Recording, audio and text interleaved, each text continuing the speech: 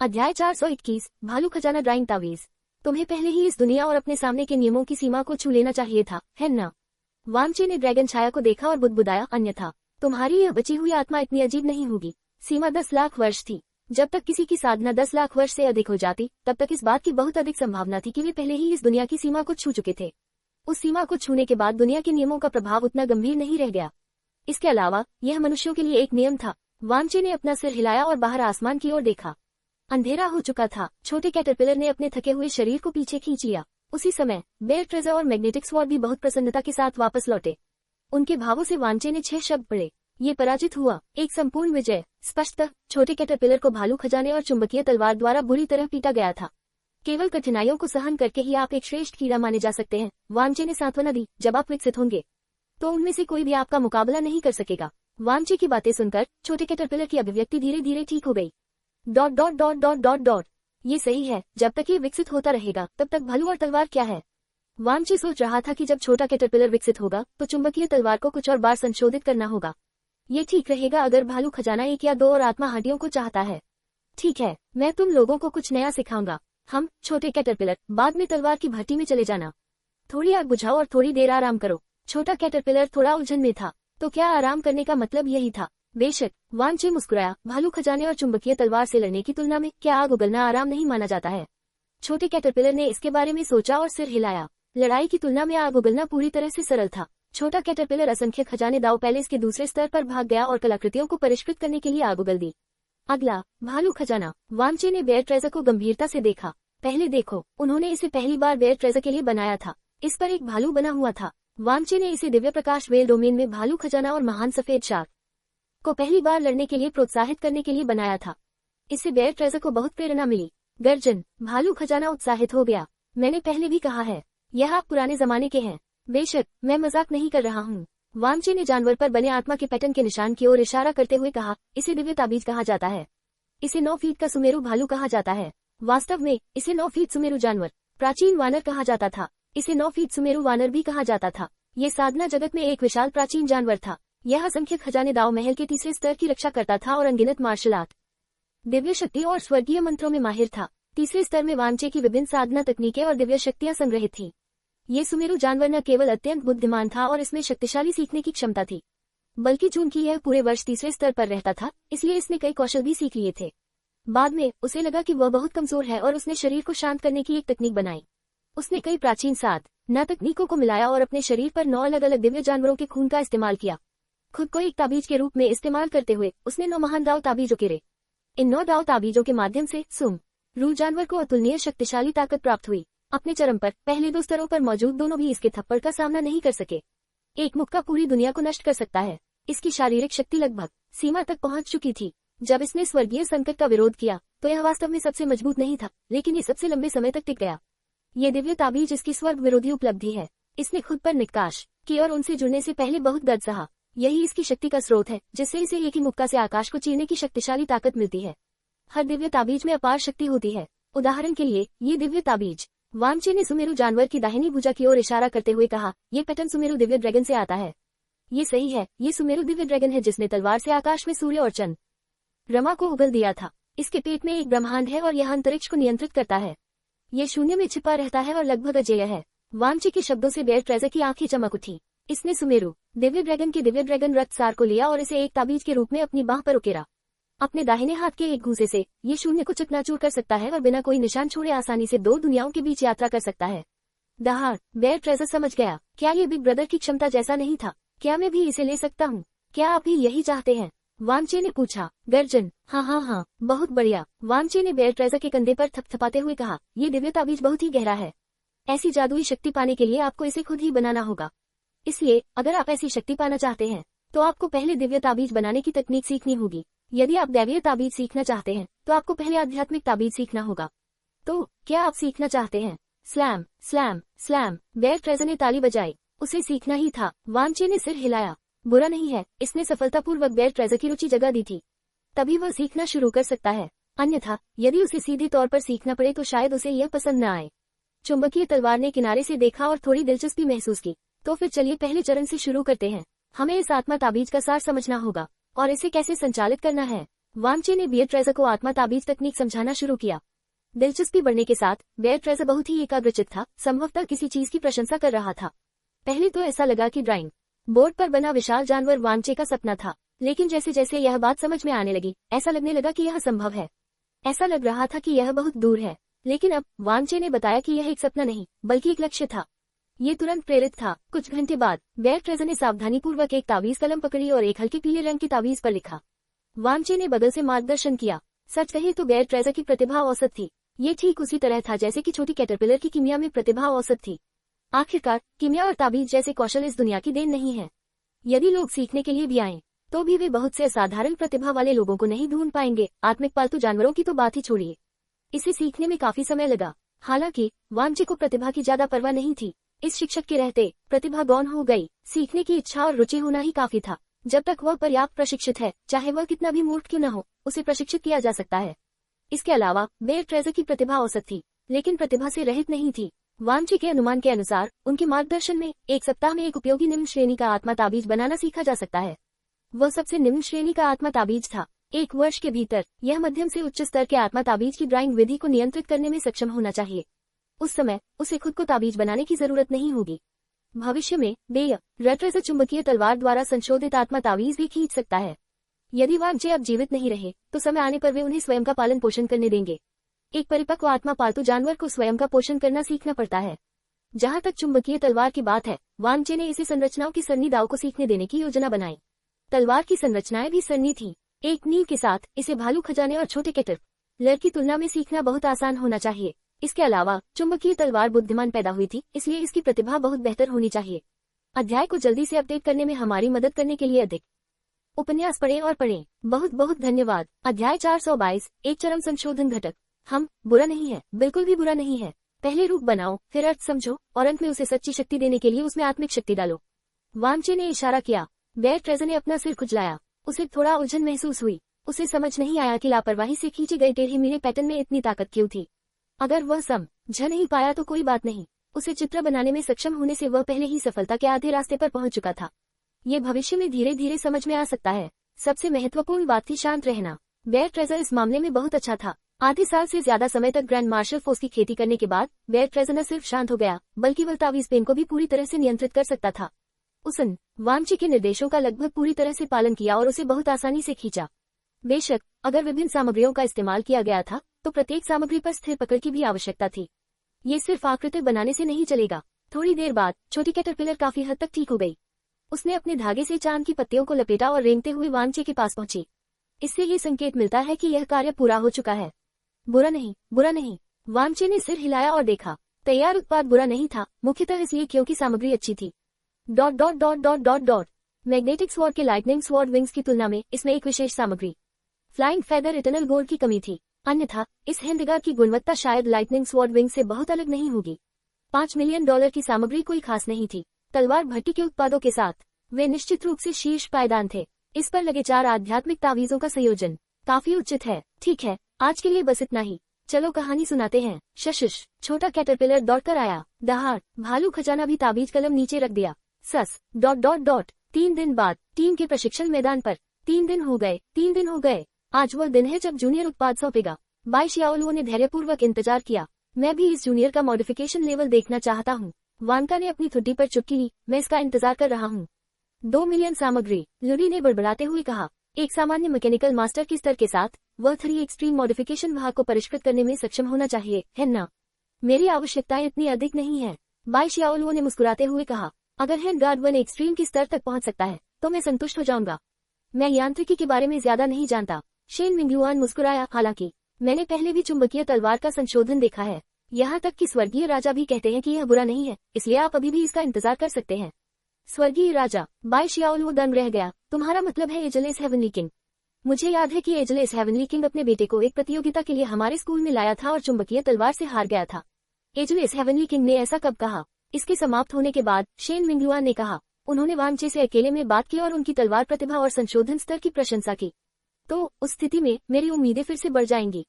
By शियाओलुओ ने अपना सिर हिलाया। नहीं नहीं, 1 एक्सट्रीम काफी है, ये बहुत कम है ना? लुडी ने कहा। 1 एक्सट्रीम में संशोधन घटक का मतलब है कि यह घटक किसी एक सामग्री की सीमा को उजागर कर सकता है।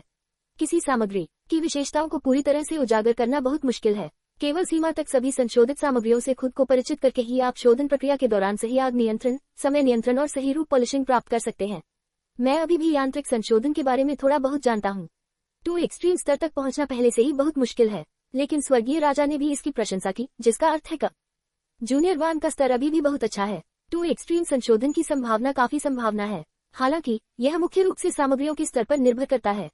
बाई शियाओलुओ से पूछो कि कुल कितनी सामग्रियां हैं। बाई शियाओलू ने कहा, कुल मिलाकर लगभग 5 प्रकार हैं। वे मुख्य रूप से टाइटेनियम सोलस्टोन, वाटर फ्यूजन स्टील और विंड ड्रैगन बियर्ड हैं। 2 अन्य का उपयोग पूरक सामग्री के रूप में किया जाता है। अच्छे साथी, क्या तुम बहुत अमीर नहीं हो? लूडी दंग रह गया। सिर्फ तुमने जिन 3 का जिक्र किया, बाजार में उनकी कीमत पहले ही 2 मिलियन के करीब है। बाई शियाओलू ने मन ही मन सोचा, मैंने उसे सामग्री के 2 सेट दिए थे। भले ही यह सफल हो जाए, फिर भी वह इसे पुनः परिष्कृत करने में सक्षम होना चाहिए। लूडी ने कहा, मुझे लगता है कि इन तीनों सामग्रियों में से किसी एक में भी वन एक्सट्रीम तक पहुंचना बहुत मुश्किल है। ये तीनों उच्च स्तरीय सामग्रियां हैं और वे उच्च स्तरीय सामग्रियों में भी शीर्ष पर हैं। भागों को परिष्कृत और संशोधित करने के लिए इन 3 सामग्रियों का उपयोग करके वन एक्सट्रीम तक पहुंचना बहुत मुश्किल है। कोई आश्चर्य नहीं कि आपकी अपेक्षाएं इतनी कम हैं। यदि वो तीनों सामग्रियों में से किसी एक की सीमा को तोड़ सकता है, तो आपके हैंडगार्ड का संशोधन एक मास्टर के काम के स्तर से बहुत दूर नहीं होगा। क्या उच्च स्तरीय सामग्रियों के पूर्ण प्रभाव को उजागर करना बहुत कठिन है? शेन मिंगयुआ ने उत्सुकता से पूछा। ये बहुत मुश्किल है, जितना ऊंचा स्तर उतना ही कठिन। लूडी ने सिर हिलाया। ये बहुत जटिल है, इसमें बहुत सारे सिद्धांत शामिल हैं। मैं कोई मैकेनिक नहीं हूँ, लेकिन मैं जिन लोगों को जानता हूँ, वे उच्च स्तरीय सामग्रियों के सामने असहाय हैं। वे इसे संशोधित भी नहीं कर सकते। अंदर उच्च स्तरीय सामग्रियों को परिष्कृत करना बहुत कठिन है। बकवास बंद करो, वह यहाँ है। वानका ने मुंह बनाते हुए कहा, समय आने पर हम जान जाएंगे। उन्होंने वानचे की ओर आशा भरी नजरों से देखा। जैसे ही वानचे अंदर आया, बाई शियाओलुओ दौड़कर आया और पूछा, कैसा था? आपने जो हैंडगार्ड रिफाइन किया था, वह कैसा था?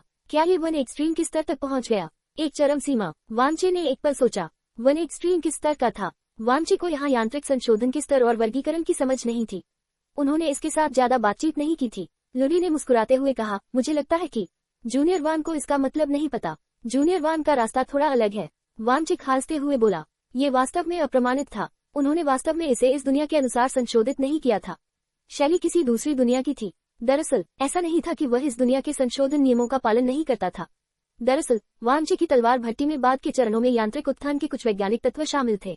अन्यथा कोई स्वतः शोधन विधि नहीं होगी। जब तक वह सामग्री और ब्लूप्रिंट देता, तब तक किसी भी चीज की जरूरत नहीं थी। वह उपकरण को परिष्कृत करने के लिए सिर्फ आग का इस्तेमाल कर सकता था। यदि यह साधना जगत होता, तो ऐसी कोई शोधन विधि नहीं होती। मार्शल सोल की तलवार भट्टी एक सच्ची तलवार भट्टी से कमतर थी।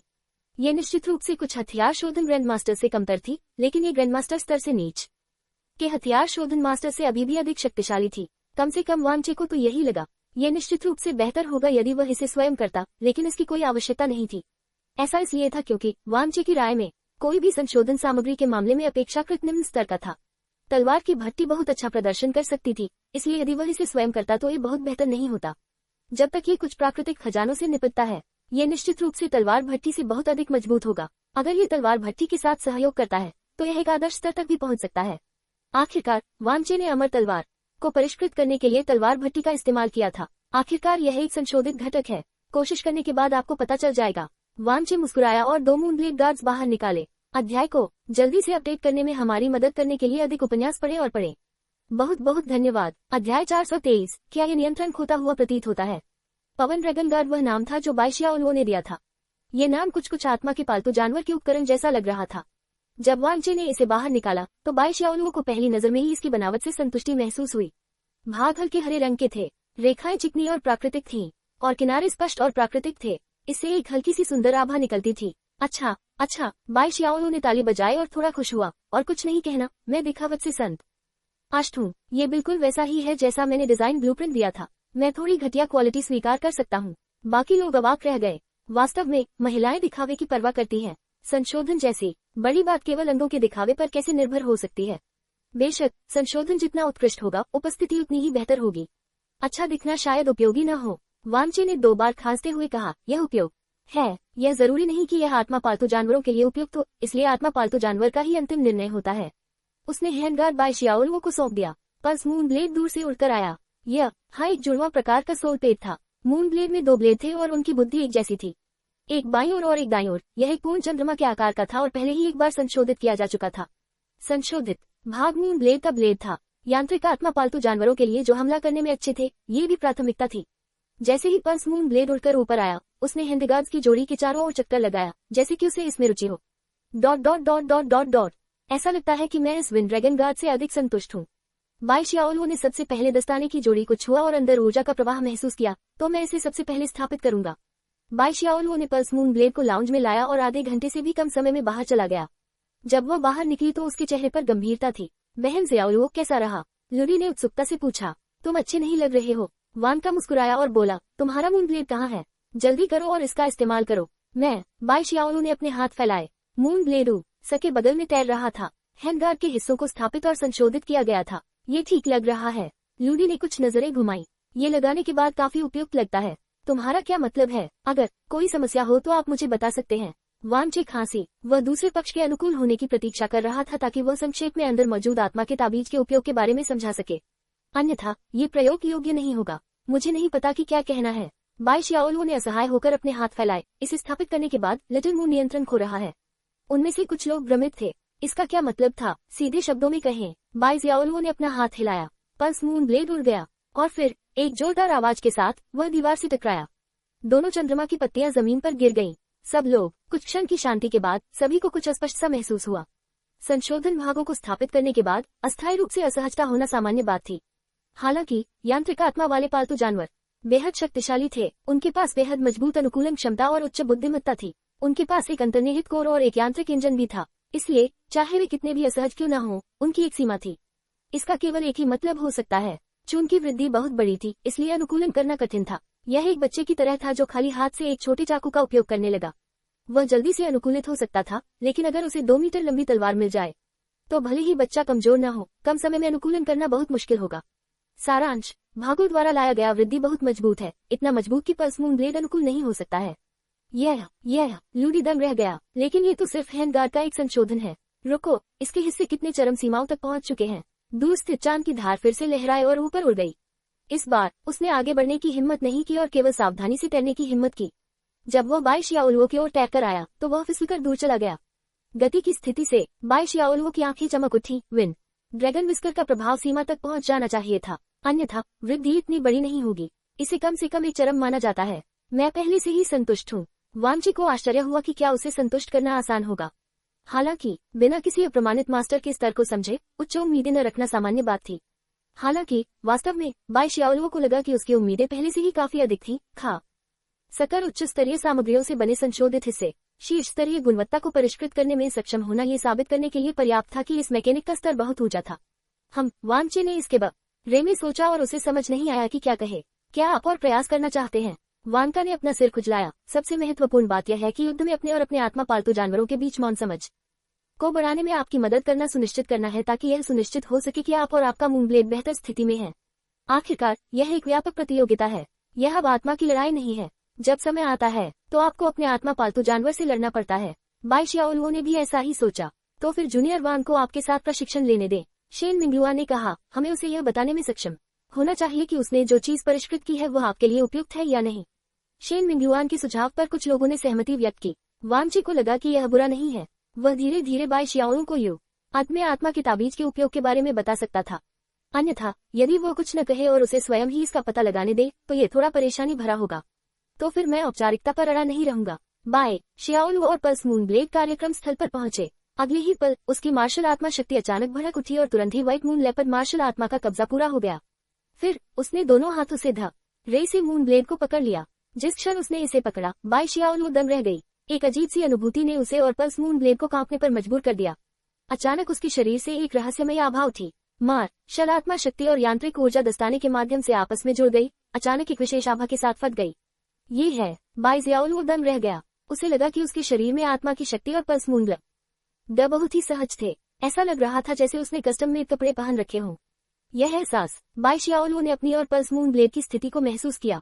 आत्मिक कौशल मूनलाइट फ्रॉस्ट। बाई शियाओलुओ के पूरे शरीर से चांद की तरह रोशनी निकल रही थी। यह उसकी आत्मा का कौशल था। यह उसके शरीर में मार्शल आत्मा द्वारा अवशोषित चांदनी शक्ति के साथ फट सकता था, जिससे उसकी गति और मानसिक शक्ति में बहुत वृद्धि हो सकती थी और प्रतिद्वंद्वी के प्रक्षेपवक्र को तीव्रता से पकड़ सकता था। जैसे जैसे प्रकाश प्रसारित हुआ, पवन ड्रैगन गार्ड धीरे धीरे चमकने लगा। पल्स मून ब्लेड ने भी इस प्रकाश को ढक लिया। ये चिकना था, बहुत चिकना। अगले ही पल बाई शियाओलुओ बाहर भागी। जाना। बाई शियाओलुओ ने वांचे को घूरते हुए अपने दाहिने हाथ में पकड़ी हुई चांदनी फेंक दी। जैसे ही उसने इसे बाहर फेंका, वह आत्मा शक्ति और चंद्र ब्लेड के बीच सीधा संबंध भी महसूस कर सकती थी। आत्मा शक्ति से लेकर टेलीपैथी तक ऐसा लग रहा था जैसे वे एक ही थे।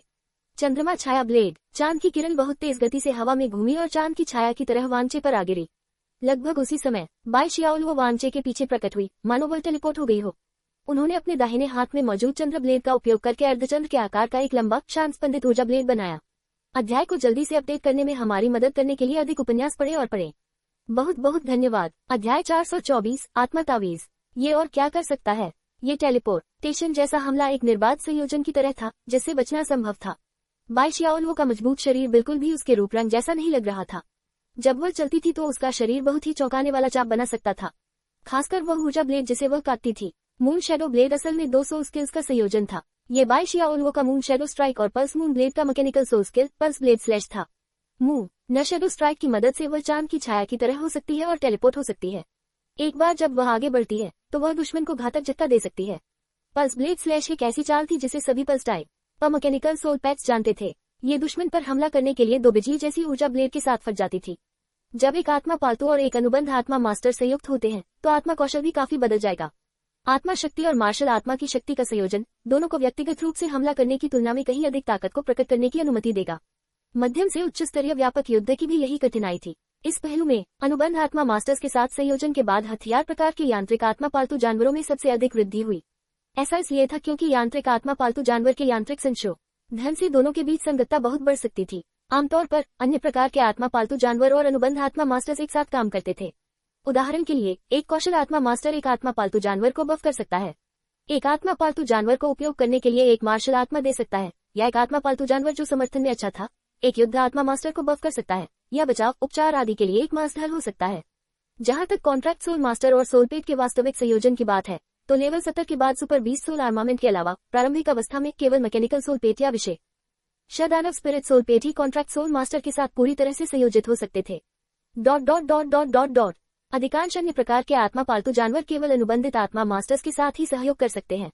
संयोजन और सहयोग के साथ प्रतियोगिता में लड़ाकू शक्ति में अंतर अभी भी बहुत स्पष्ट था। एक बार जब यह आत्मा कौशल जारी किया गया तो बाई शियाओलुओ का उल्लेख नहीं करना, यहाँ तक कि अन्य टीम के सदस्य भी बता सकते थे।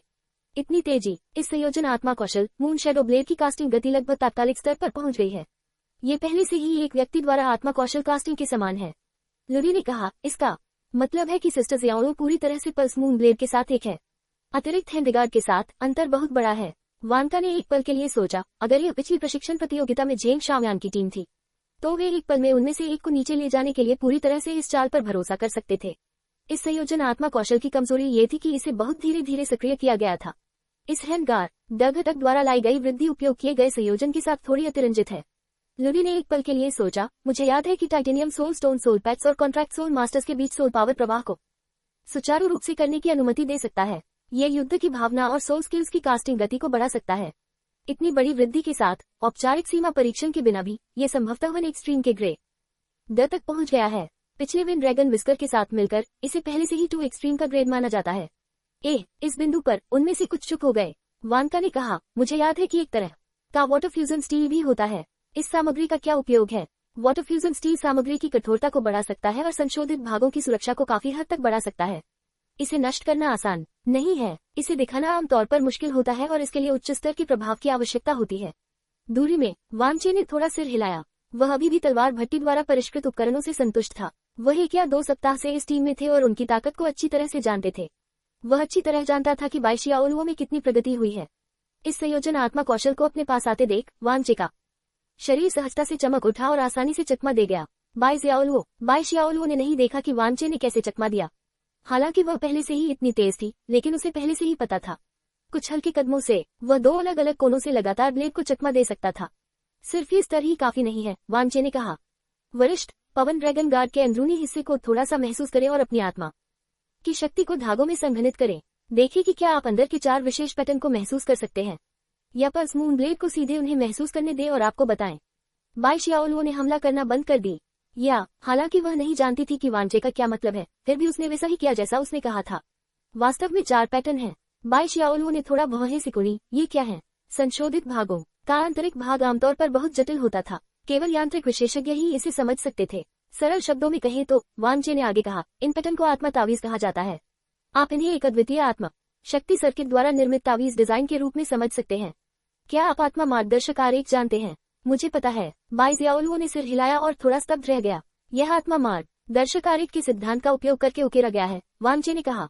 इसके बाद मैं आपको विशिष्ट प्रभावों से परिचित कराऊंगा। इसके अंदर 4 आत्मा तावीज हैं। पहले वाले को आत्मा खींचने वाला तावीज कहा जाता है। इसे सक्रिय करने के बाद यह आपकी साधना की गति को बढ़ा सकता है और युद्ध में आपकी आत्मा शक्ति को स्वचालित रूप से पुनः प्राप्त कर सकता है। बस अपने आत्मा पालतू जानवर को पैटर्न को रोशन करने के लिए आत्मा शक्ति का उपयोग करने दे। बाई जियाओलुओ ने सुनते ही अपने चेहरे पर उलझन भरी मुस्कान बिखेर दी। उसके मन में अनगिनत सवाल उठने लगे और उसकी आंखें और भी उलझन भरी हो गई। आत्मा का ताबीज, यह क्या है? मैंने इसके बारे में पहले क्यों नहीं सुना? मैं इस सदी में 20 साल से रह रहा हूँ और इसके बारे में कभी नहीं सुना। बाई जियाओलुओ को कुछ समझ नहीं आया, लेकिन फिर भी उसने वैसा ही किया जैसा वांचे ने कहा था। जल्द ही बाई जियाओलुओ ने पवन ड्रैगन गार्ड पर एक जेब के आकार का पैटर्न देखा जो चमक उठा। आसपास की आत्मा शक्ति तेजी से पवन ड्रैगन गार्ड में प्रवाहित होने लगी। आत्मा शक्ति अवशोषण की इस अत्यंत तेज गति ने उसे थोड़ा अप्रस्तुत कर दिया। क्या यह ऐसा कर सकता है? बाई जियाओलुओ उलझन में था। जिस गति से इसने आत्मा शक्ति साधना को बढ़ाया वह कोई अजीब बात नहीं थी। आत्मा पालतू उपकरण और गुणवत्ता वाले औषधि यह कर सकते थे। हालांकि इस क्षमता को संशोधन भागों में शामिल करने में समस्या थी और इसका प्रभाव बहुत मजबूत था। अब दूसरे पैटर्न को सक्रिय करें, वांचे ने आगे कहा। इसे शील्ड टेलिस्मैन कहा जाता है। सक्रियण के बाद यह आपके मैकेनिकल मून ब्लेड की सुरक्षा को एक स्तर तक बढ़ा सकता है। बाई जियाओलुओ ने वैसा ही करना जारी रखा जैसा उसे बताया गया था। इस पैटर्न के सक्रिय होने के बाद उसने स्पष्ट रूप से महसूस किया कि पल्स मून ब्लेड का शरीर एक खूबसूरत चांदी के चाप से ढका हुआ था, जैसे ऊर्जा कवच की एक परत। बिना कोशिश किए भी वह महसूस कर सकती थी कि इसकी सुरक्षा बहुत बढ़ गई थी।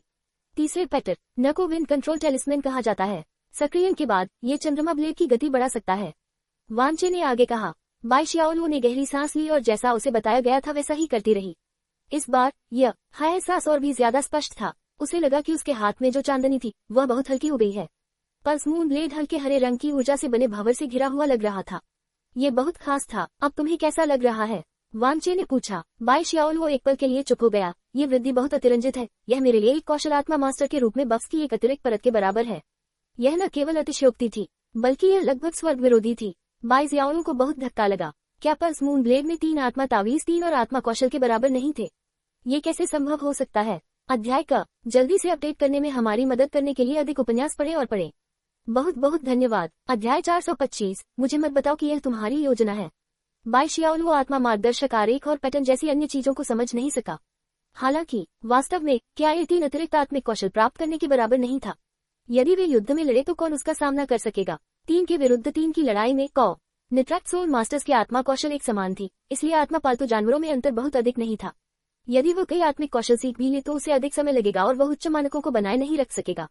यदि उनके पास दूसरों की तुलना में 3 अधिक आत्मिक कौशल होते तो युद्ध की स्थिति उलट होती है ना। इस संशोधन घटक की अपनी आत्मा कौशल है और यह उनमें से 3 है। बाई जियाओलुओ ने वांचे को देखा और बुदबुदाया। आपका संशोधन घटक शायद यांत्रिक आत्मा पालतू दुनिया को चौंका सकता है ना। किसी भी मामले में उसने कभी भी कोई अन्य आत्मा पालतू संशोधन घटक नहीं देखा था जो इस आत्मा ताबीज का उपयोग कर सकता था। अतीत में उसने सुना था कि कुछ संशोधित भागों को यदि अत्यंत दुर्लभ आत्मा हड्डियों के साथ गढ़ा जाए तो वास्तव में यांत्रिक आत्मा पालतू जानवरों को विशेष आत्मा कौशल प्राप्त होंगे। लेकिन वहाँ कितनी आधुनिक आत्मा की हड्डियां थीं, ये पता लगाना लगभग असंभव था। वे संशोधन भागों को बनाने के लिए कुछ प्राकृतिक खजानों का भी उपयोग कर सकते थे। एक मौका था कि एक अतिरिक्त आत्मा कौशल होगा। संशोधन के बाद आत्मा पालतू जानवर के पास स्वचालित रूप से यह आत्मा कौशल होगा। ये स्थिति भी बहुत दुर्लभ थी। वांचे ने कहा, आप इसे आत्मा कौशल के रूप में सोच सकते हैं। यह अभी भी एक सच्चे आत्मा कौशल से बहुत अलग है। एक चौथा पैटर्न भी है और भी कुछ है। बाई जियाओलुओ थोड़ा स्तब्ध था। बेशक 4 पैटर्न हैं, वांचे ने आगे कहा। आखिरी पैटर्न को स्पिरिट क्लींजिंग टेलिस्मैन कहा जाता है। ये पल्स मून ब्लेड द्वारा मानसिक शक्ति की खपत को कम कर सकता है और मानसिक शक्ति की रिकवरी को तेज कर सकता है। आप युद्ध में लंबे समय तक टिक सकते हैं। बाई जियाओलुओ अवाक रह गया। इस योग्यता के बारे में सुनकर वह इसे स्वीकार नहीं कर सकी। अच्छी साथी, वह अभी भी स्वीकार कर सकती थी कि पहले 3 सामान्य रक्षा प्रकार के आत्मा कौशल थे। हालांकि इस आत्मा ताबीज का प्रभाव पहले से ही एक मानसिक प्रकार की आत्मा कौशल से संबंधित था। एक मानसिक प्रकार का आत्मिक कौशल, इस महान आत्मा कौशल का उपयोग इतनी आसानी से किया जा सकता है। इसके अलावा इसका प्रभाव पल्स प्रकार के आत्मा पालतू जानवरों के साथ बहुत संगत था। बाई जियाओलुओ दंग रह गया। अन्य लोग भी भ्रमित थे। आप इसे अभी आजमा सकते हैं। ध्यान दें, इन 4 पैटर्न के एक साथ सक्रिय होने के बाद पल्स मून ब्लेड की आत्मा शक्ति की खपत बढ़ जाएगी। आमतौर पर उन सभी को सक्रिय करने की अनुशंसा नहीं की जाती है। युद्ध के मैदान की स्थिति के अनुसार आप कुछ को सक्रिय कर सकते हैं। आप हमला करते समय पवन नियंत्रण तावीज और स्पष्ट दिव्य तावीज को सक्रिय कर सकते हैं। बचाव करते समय शील तावीज को और खेती करते समय आत्मा मार्गदर्शक तावीज को सक्रिय कर सकते हैं। वांचे ने आत्मा तावीज के प्रभावों को समझाया। बाई ज़ियाओलुओ ने फिर हमला किया। इस बार उसे बिल्कुल अलग महसूस हुआ। उसे लगा कि वह एक अलग ही स्तर पर पहुंच गई है। विभिन्न आत्मिक कौशल टिमटिमाने लगे और सहजता से चलने लगे। उसकी गति फिर से बढ़ गई, मानो वह किसी नई दुनिया में कदम रख चुका हो। हालांकि उन्होंने वांचे के कपड़ों को नहीं छुआ, लेकिन आधे घंटे तक लड़ने के बाद बाई ज़ियाओलुओ और पल्स मून ब्लेड अभी भी बहुत उत्साहित थे। वहां ज्यादा कमजोरी नहीं थी। आत्मा शुद्धि तावीज का प्रभाव अभी भी बहुत स्पष्ट था। ये बाकी लोग भ्रमित थे। क्या बहन ज़ियाओलुओ ने कोई आत्मा कौशल छुपाया था? वह अचानक इतनी शक्तिशाली कैसे हो गई और इतने लंबे समय तक टिक सकती है? वान का हैरान था। वे आत्मा की ताबीज की सक्रियता नहीं देख सके। केवल बाई ज़ियाओलुओ और पल्स मून ब्लेड ही जानते थे। दूसरी ओर आत्मा की ताबीज के सक्रिय होने के बाद कोई अतिशयोक्तिपूर्ण विशेष प्रभाव नहीं होगा।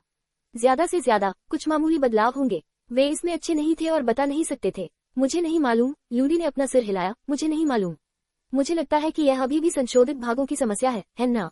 शेन मिंगयुआ ने इसके बारे में सोचा। लड़ाई खत्म हो गई थी। बाई ज़ियाओलुओ ने लड़ाई में अच्छा समय बिताया। इसका मुख्य कारण यह था कि वह पल्स मून ब्लेड द्वारा लाई गई वृद्धि के अनुकूल नहीं हो सकी। खासतौर पर सोल टेलिस्मन को सक्रिय करने के बाद उसे यह साला गाजे से उसकी गति अचानक 80 मील प्रति घंटे से बढ़कर 120 मील प्रति घंटे हो गई हो। हालांकि उसे अच्छा लग रहा था, लेकिन वह उसे नियंत्रित नहीं कर पा रही थी।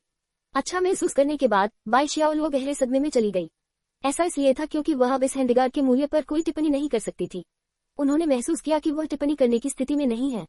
जहां तक इस हैंडगार्ड में निहित संशोधन तकनीक की बात है, तो यह उसकी कल्पना से भी परे थी। किसी और बात का जिक्र न करते हुए बस इतना ही कि आत्मा का ताबीज निश्चित रूप से एक धोखेबाज अस्तित्व था जो स्थिति को बदल सकता था। इसके अलावा यह एक ऐसा क्षेत्र था जिसके संपर्क में अन्य यांत्रिक संशोधन विशेषज्ञ कभी नहीं आए थे। बाई ज़ियाओलुओ बहुत पहले ही यांत्रिक संशोधन के संपर्क में आ चुकी थी। उसका पहला आत्मा पालतू एक यांत्रिक आत्मा पालतू था। वह कई यांत्रिक विशेषज्ञों को जानती थी। इस बार हैंडगार्ड के संशोधन के लिए उसने पहले से ही एक अन्य मैकेनिकल मास्टर के साथ अपॉइंटमेंट ले रखा था, लेकिन बीच में वांचे की सिफारिश ने उसे जुआ खेलने के लिए सामग्री तैयार करने पर मजबूर कर दिया। लेकिन अप्रत्याशित रूप से मंच से नीचे उतरते हुए बाई ज़ियाओलुओ गहरी सोच में डूब गई। बहन ज़ियाओलुओ, अभी तुम्हें क्या हुआ? बताओ, तुम अचानक इतनी मजबूत कैसे हो गई? वानका ने आकर पूछा। बाई ज़ियाओलुओ ने अन्य तीनों के चेहरों पर उत्सुकता भरे भावों को देखा और संक्षेप में बताया कि क्या हुआ था। आत्मा का तावीज, वह क्या है? वे तीनों दंग रह गए। मुझे भी नहीं पता, बाई ज़ियाओलुओ ने धीरे से कहा। मुझे लगता है कि इस जूनियर का मैकेनिकल संशोधन स्तर थोड़ा हास्यास्पद रूप से उच्च हो सकता है। ये निश्चित रूप से एक अनोखी शक्ति है। बाई ज़ियाओलुओ ने वांचे को देखा और अनिश्चित स्वर में पूछा, जूनियर वान, क्या आपने यह आत्मा ताबीज खुद बनाया है? मुझे आत्मा मार्गदर्शक आरेख की गहरी समझ है, वांचे ने सहजता से कहा। इन आत्मा तावीजों के लिए उन्हें सुधार माना जा सकता है। वे मेरी मूल रचनाएं नहीं हैं। पैटर्न कुछ प्राचीन पुस्तकों में खोजे गए थे। मैंने सोचा कि उन्हें आधुनिक यांत्रिक भागों में मिलाने से आत्मा पालतू जानवरों में बहुत अच्छी वृद्धि हो सकती है। मुझे नहीं पता कि अन्य मैकेनिकों ने ऐसा करने की कोशिश की है या नहीं। क्या यह मौलिक नहीं है? बाई ज़ियाओलुओ ने एक पल के लिए सोचा। जहां तक मुझे पता है, ये पहली बार है जब मैंने आत्मा ताव की अवधारणा के बारे में सुना है। मैं बाद में पेटेंट पंजीकृत करने में आपकी मदद करूंगा। इसके अलावा आपको तुरंत इन पैटर्न का स्वामित्व प्राप्त करना होगा। ये चीज तस जूनियर, मैं कहने की हिम्मत करता हूँ कि किंग्स कप के बाद ये निश्चित रूप से पूरे यांत्रिक आत्मा पालतू दुनिया को झटका देगा। यह इतना भी अतिशयोक्तिपूर्ण नहीं है। वांचे मुस्कुराया। बाई ज़ियाओलुओ ने अपना सिर हिलाया। तुम्हारे आत्मा ताबीज का मूल्य बहुत बड़ा चढ़ाकर बताया गया है। मेरे पास दूसरों की तुलना में अधिक आत्मा कौशल है। हालांकि प्रभाव छोटा है, लेकिन ये बहुत बड़ा चढ़ाकर बताया गया है। यह एक यांत्रिक आत्मा पालतू जानवर में जो बदलाव ला सकता है, वह निश्चित रूप से स्वर्ग को चुनौती देने वाला है। आप वास्तव में एक बेतुके अप्रमाणित मास्टर हैं। डींगे मारना बंद करो। वांचे खांसी। बाई ज़ियाओलुओ ने अपना सिर हिलाया। मैं शेखी नहीं बघार रहा हूँ। आप इतने अद्भुत हैं कि आप एक मिसाल कायम कर सकते हैं। वैसे भी मैं सबसे पहले आपके लिए पेटेंट पंजीकृत करूंगा। आप भविष्य में आत्मा तावीज के संस्थापक होंगे। आप किंग्स कप का उपयोग करके अपना नाम भी बना सकते हैं। मैं अब पल्स मून ब्लेड से लड़ने से खुद को रोक नहीं पा रहा हूँ। काश मैं तुम्हें पहले से जानता होता। अगर तुमने पहला संशोधन पूरा कर लिया होता तो लिटिल मून की ताकत अब और भी असामान्य होती। लेकिन अब जूनियर वान, एक ट्रम्प कार्ड रिजर्व के रूप में आपके पास टीम प्रतियोगिता में शामिल होने के कई मौके नहीं हो सकते हैं। आखिरकार वर्तमान लिटिल मून के साथ मेरी ताकत थोड़ी अतिरंजित रूप से बढ़ गई है। रुको, मुझे मत बताओ कि यह तुम्हारी योजना है। वांचे, अध्याय को जल्दी से अपडेट करने में हमारी मदद करने के लिए अधिक उपन्यास पढ़ें और पढ़ें। बहुत बहुत धन्यवाद। अध्याय 426, असाधारण किंग्स कप, उत्कृष्ट आत्मा पालतू अंडा। ऐसा लग रहा था जैसे हर किसी ने कुछ न कुछ खोज लिया हो। वांचे ने कहा, इसका मुख्य कारण यह है कि मुझे भी एक व्यक्तिगत प्रतियोगिता में भाग लेना है। मेरी ऊर्जा सीमित है। तो आप चाहते हैं कि सिस्टर ज़ियाओलुओ कुछ ऐसी टीमों को संभालने में आपकी मदद करे जो बहुत कमजोर हैं?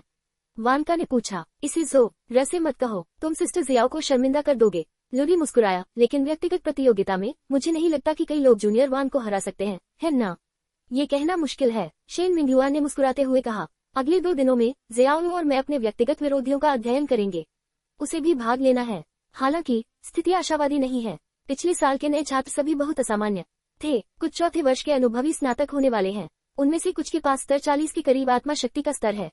उनके पास कम से कम 3 आत्मा पालतू जानवर हैं और कुछ के पास 4 हैं। व्यक्तिगत प्रतियोगिता में सभी के पास एक ही पालतू जानवर होने का कोई नियम नहीं है। व्यक्तिगत प्रतियोगिता का नियम ये है कि कॉन्ट्रैक्ट सोल मास्टर सहित सभी सोल पैट्स को अयोग्य घोषित होने के लिए अपनी लड़ने की शक्ति खोनी होगी। इसके बारे में सोचो, उसके पास 4 सोल पैट्स, लेवल 40 और 4 सोल स्किल्स हैं। एक व्यापक लड़ाई में आपके पास लेवल 30 और 3 सोल पैट्स हैं। यह मूल रूप से एक क्रशिंग लड़ाई है। क्या लेवल 40 वाले भी हैं? वान का चौंक गया। वे शीर्ष विश्वविद्यालय हास्यास्पद हैं। क्या वे इतने असामान्य हैं? ये किंग्स कप है। ये हमारे युद्ध क्षेत्र में युवा पीढ़ी का प्रतिनिधित्व करने वाला सर्वोच्च सम्मान है, शेन मिंगयुआन ने कहा। इसके अलावा आज इसका मूल्य बहुत अधिक है क्योंकि यह वर्ष जीवन अनुबंध के प्रकट होने के बाद से 4000वां वर्ष है। ये जीवन अनुबंध के प्रकट होने के बाद पहला वर्ष है। हालांकि किंग्स कप हर साल आयोजित किया जाता है, लेकिन हर साल इसका मूल्य अलग अलग होता है।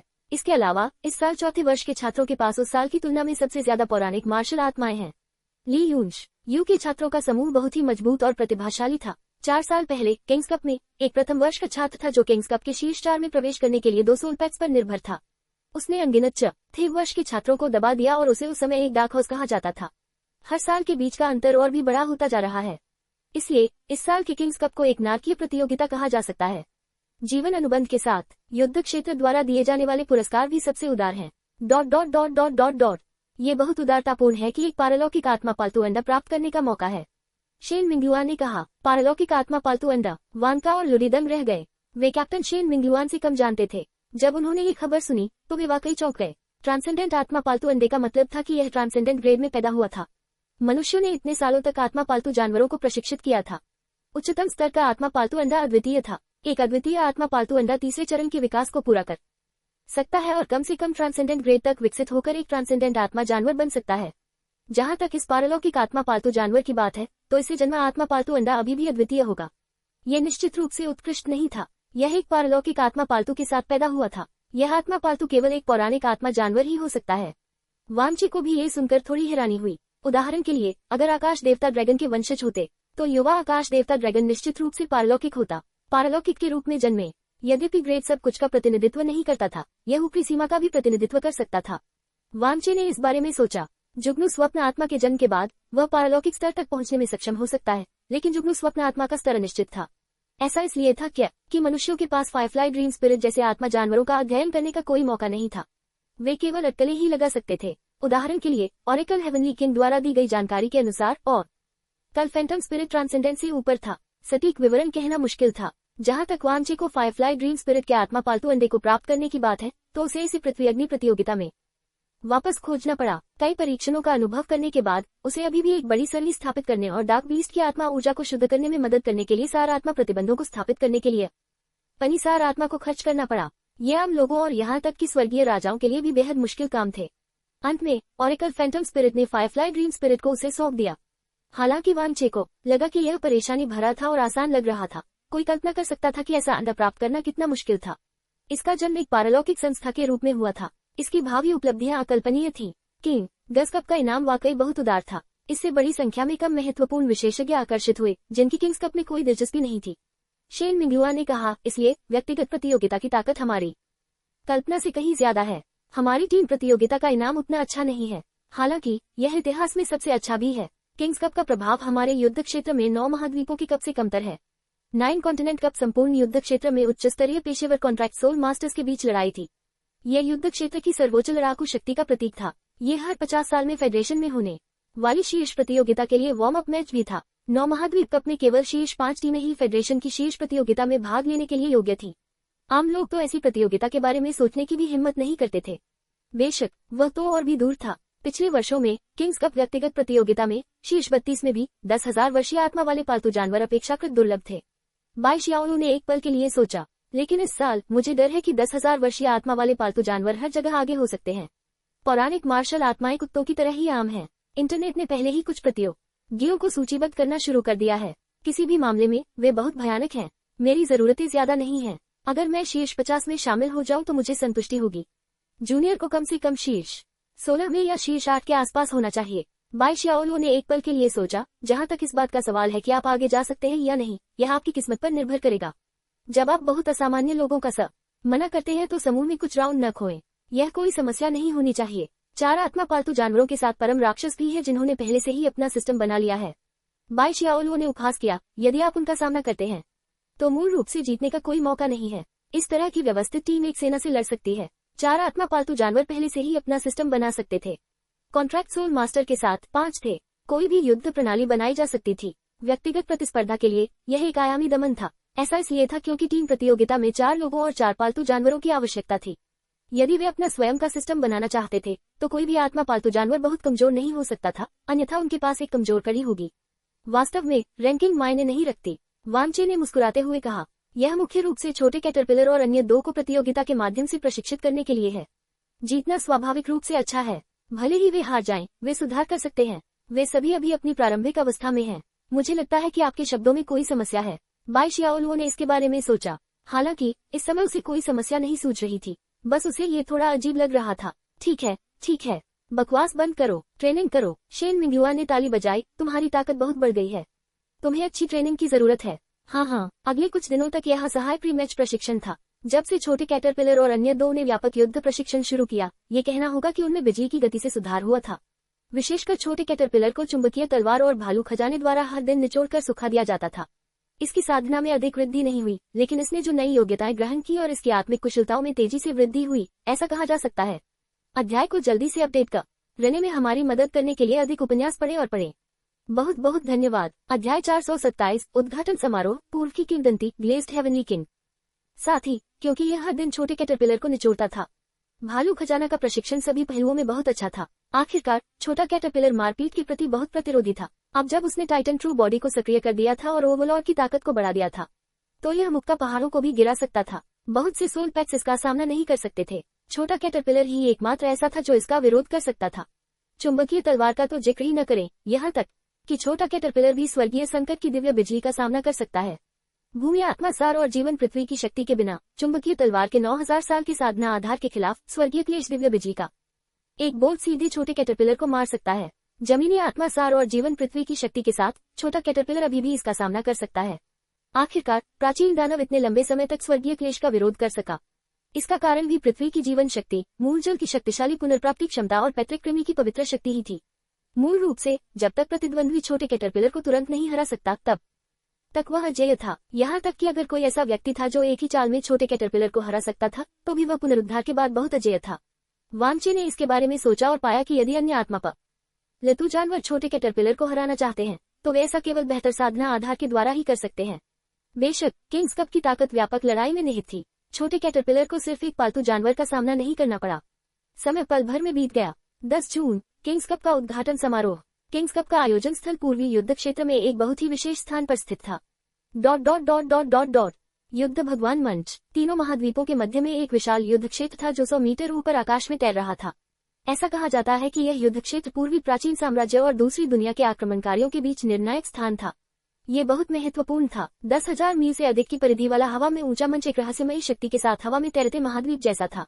इस बैटल गॉड प्लेटफॉर्म की सामग्री भी बहुत अनोखी थी। यह इस दुनिया से नहीं, बल्कि उन दूसरी दुनिया के आक्रमणकारियों की सभ्यता से बनी थी। 9 महाद्वीपों से कुल 56 प्रतिभागी हाई स्कूल, 100 से अधिक टीमें तथा हजारों उत्कृष्ट युवा यहाँ किंग्स कप के लिए प्रतियोगिता पूरी करेंगे। प्रिंसिपल झो, आप भी यहाँ हैं। आपका स्वागत है। हमारे स्कूल में सिर्फ 2 टीमें हैं। वे औसत हैं। प्रिंसिपल है, इस साल आप कमाल के हैं। मैंने सुना है कि 4 टीमें हैं। शीर्ष विश्वविद्यालयों के अंतर्गत आपकी डिवाइन आइस अकादमी सबसे मजबूत है ना? प्रिंसिपल लॉन्ग, मैंने सुना है कि आपकी अकादमी में कोई इस साल ट्रू ड्रैगन ब्लडलाइन के करीब ड्रैगन टाइप सोलपेट को प्रशिक्षित कर रहा है। फिर मुझे इसे खुद देखना होगा। ... वांचेवन अकादमी के प्रिंसिपल गू के पीछे पीछे युद्ध देवता मंच तक गया। ये जगह काफी बड़ी थी। 10,000 मील से ज्यादा लंबा यह ऊंचा मंच इस बैटल गॉड प्लेटफॉर्म को एक छोटे महाद्वीप के बराबर बनाता था। यहाँ तक कि यदि कोई उच्च स्तरीय कॉन्ट्रैक्ट सोल मास्टर यहाँ लड़ता है, तो भी इससे नीचे की भूमि पर कोई प्रभाव नहीं पड़ेगा। इसके अलावा बैटल गॉड प्लेटफॉर्म के अंदर एक स्वर्गीय राजा द्वारा स्थापित एक अवरोध था। बैटल गॉड प्लेटफॉर्म अपनी इच्छानुसार लड़ सकता था उद्घाटन समारोह में अभी कुछ घंटे बाकी थे। वांचे ने प्रिंसिपल गू और कई विश्वविद्यालयों के प्रिंसिपलों को एक दूसरे का अभिवादन करते देखा। टीमें अपने चेहरों पर मुस्कान लिए आगे बढ़ी। कुछ टीमें तो रुककर एक दूसरे का जायजा भी ले रही थी। हवा में विभिन्न महाद्वीपों से आए बड़े यांत्रिक आत्मा पालतू जानवर तैर रहे थे। कुछ टीमों के पास तो बहुत बड़े यांत्रिक दिव्य सैनिक भी थे जो रास्ता खोल रहे थे। ये स्पष्ट था कि उनके साथ खिलवाड़ नहीं किया जा सकता था। वह पूर्व में दिव्य स्टील मैकेनिकल अकादमी है। शेन मिंगुआ ने दूर से एक टीम की ओर इशारा करते हुए कहा, उनकी टीम में सभी यांत्रिक आत्मा वाले पालतू जानवर हैं। उनके पीछे उनकी अकादमी द्वारा विकसित यांत्रिक दिव्य सैनिक है। मैंने सुना है कि इसे यलीस टायरानोसोरस कहा जाता है। यह एक यांत्रिक ड्रैगन है जो ड्रैगन में बदल सकता है। मुझे इसकी सही ताकत नहीं पता। उन्होंने इसे कभी नहीं दिखाया। उद्घाटन समारोह के बाद हमें लॉटरी निकालकर ये देखना होगा कि हम पहले किस स्कूल से मिलेंगे। ये केवल प्रिंसिपल गू के भाग्य पर निर्भर हो सकता है। शेन मिंगुआ ने मुस्कुराते हुए कहा, पिछले साल मेरी किस्मत खराब थी। मुझे तीसरे राउंड में एक मजबूत स्कूल मिला और यही मूल रूप से अंत है। इस एलिमिनेशन सिस्टम में केवल कुछ राउंड लगते हैं। आपकी व्यक्तिगत प्रतियोगिता को समूहों में विभाजित किया जाता है क्योंकि उनमें से ज्यादा लोग होते हैं। हमारी टीम प्रतियोगिता ज्यादा समय लेती है, लेकिन इसमें कम राउंड होते हैं। अरे, स्वर्ग के राजा यहाँ हैं, ये जल्द ही खुल जाना चाहिए। किंग्स कप का उद्घाटन अभी भी बहुत सरल था। इसमें बहुत ज्यादा आकर्षक सामग्री नहीं थी। युद्ध क्षेत्र की आधिकारिक प्रतियोगिता मूल रूप से मुख्य भाग में जल्दी से प्रवेश करने पर केंद्रित थी। उद्घाटन समारोह में सिर्फ एक स्वर्गीय राजा ने अपनी आत्मा पालतू को प्रकट करने और कई प्रतियोगियों और टीमों को प्रोत्साहित करने के लिए प्रवेश किया। अनेक स्वर्गीय राजा प्रकट हुए, कुल 9।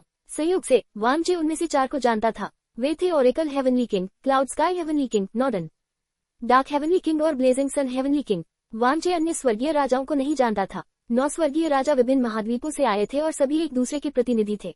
उनमें से सबसे अधिक ध्यान आकर्षित करने वाली एक युवा महिला थी। उसने जो आत्मा पालतू जानवर बताया वह एक पारलौकिक नीला सागर दिव्य किलिन था। यह एक जल और स्थानिक पारलौकिक आत्मा पालतू जानवर था। यह युद्ध क्षेत्र में स्वर्गीय किलिन जैसी ही प्रजाति थी। इसी तरह यह नीला सागर दिव्य किलिन भी एक विशेष भाग्यशाली जानवर था। वांचे ने जब पहली बार इसे देखा तो उन्हें ऐसा ही लगा। यह एक भाग्यशाली जानवर था जो अपने भाग्य से पैदा हुआ था। इसे 100,000 साल तक खेती करने के लिए शायद कुछ भी करने की जरूरत नहीं थी। भाग्य बहुत रहस्यमय था। सबसे प्रसिद्ध अभी भी नीले सागर दिव्य किलिन के साथ यह स्वर्गीय राजा था। उनके पास कई उपाधियां थीं। युद्ध क्षेत्र में सबसे युवा स्वर्गीय राजा, सबसे अधिक आत्मा पालतू जानवरों वाला, सर्वोच्च उपलब्धि वाला, सबसे मजबूत लड़ाकू शक्ति वाला, वह जिसने पूर्वी युद्ध क्षेत्र के इतिहास में सबसे तेज मिलियन वर्षीय आत्मा पालतू रिकॉर्ड बनाया। वह पूर्वी युद्ध क्षेत्र में सबसे प्रसिद्ध स्वर्गीय राजा भी थी, ग्लेज्ड स्वर्गीय राजा। वांचे को नहीं पता था कि यह कितना पौराणिक था। हालांकि इस स्वर्गीय राजा के प्रकट होने के बाद पूरा युद्ध देव मंच जयघोष से गूंज उठा। ऐसा लग रहा था जैसे हर कोई उत्साहित था। कारण सरल था, जब से इस ग्लेज्ड हेवनली किंग ने पिछले 9 कॉन्टिनेंट कप में भाग लिया था तब से वह 10 साल से अधिक समय तक लोगों की नजरों में नहीं आई थी। हालांकि उसके महान कार्यों की प्रशंसा अभी भी हर साल अनगिनत कॉन्ट्रैक्ट सोल मास्टर्स द्वारा की जाती है। पिछले कुछ वर्षों में उनके बारे में कम खबरें आईं। हे भगवान, यहाँ तक कि चमकदार स्वर्गीय राजा भी है। बाई शियाओलू बहुत उत्साहित थी। यह मेरे आदर्श है। पिछली बार वह तब दिखाई दी थी जब मैं 8 साल की थी। मैंने पहली बार 9 कॉन्टिनेंट कप की लिप देखी थी। हालांकि मुझे तब कुछ भी समझ नहीं आया था, लेकिन आप जानते थे कि यह व्यक्ति कमाल का है। बाद में जब मैंने उसके कामों के बारे में सुना तो मैं हैरान रह गया। खासकर जब मैंने अपने जीवन साथी को पाला तो मैं सोचता रहा कि इस दुनिया में इतना बढ़िया इंसान कैसे हो सकता है। उसने अपने पहले मिलियन ईयर सोलपेट को पालने में 100 साल से भी कम समय लगाया। ये हमारे पूर्वी युद्ध क्षेत्र में एकमात्र मिलियन ईयर सोलपेट भी है। वह सबसे छोटी है, वह सबसे मजबूत भी है। बाई शियाओलू इतनी उत्साहित थी कि उसका चेहरा लाल हो गया। वाह, मुझे उम्मीद नहीं थी कि वह इस साल के किंग्स कप में दिखाई देगी। वांचे ने इस बारे में सोचा और पाया कि उसके दिमाग में इस स्वर्गीय राजा के बारे में ज्यादा कुछ नहीं था। जाहिर है उसने उस पर ज्यादा ध्यान नहीं दिया। 10 साल पहले उसकी उम्र कितनी थी? ये सच था। पूर्वीय अर्ध क्षेत्र में बहुत कम पौराणिक स्वर्गीय राजा थे। मुझे याद है कि इस साल वह 60 साल की भी नहीं हुई है। वानका ने कहा, हे भगवान, ये पहली बार है जब मैंने उसे अपनी आंखों से देखा है। मुझे लगता है कि वह एक महान हस्ती है। क्या वह बहुत छोटी नहीं है?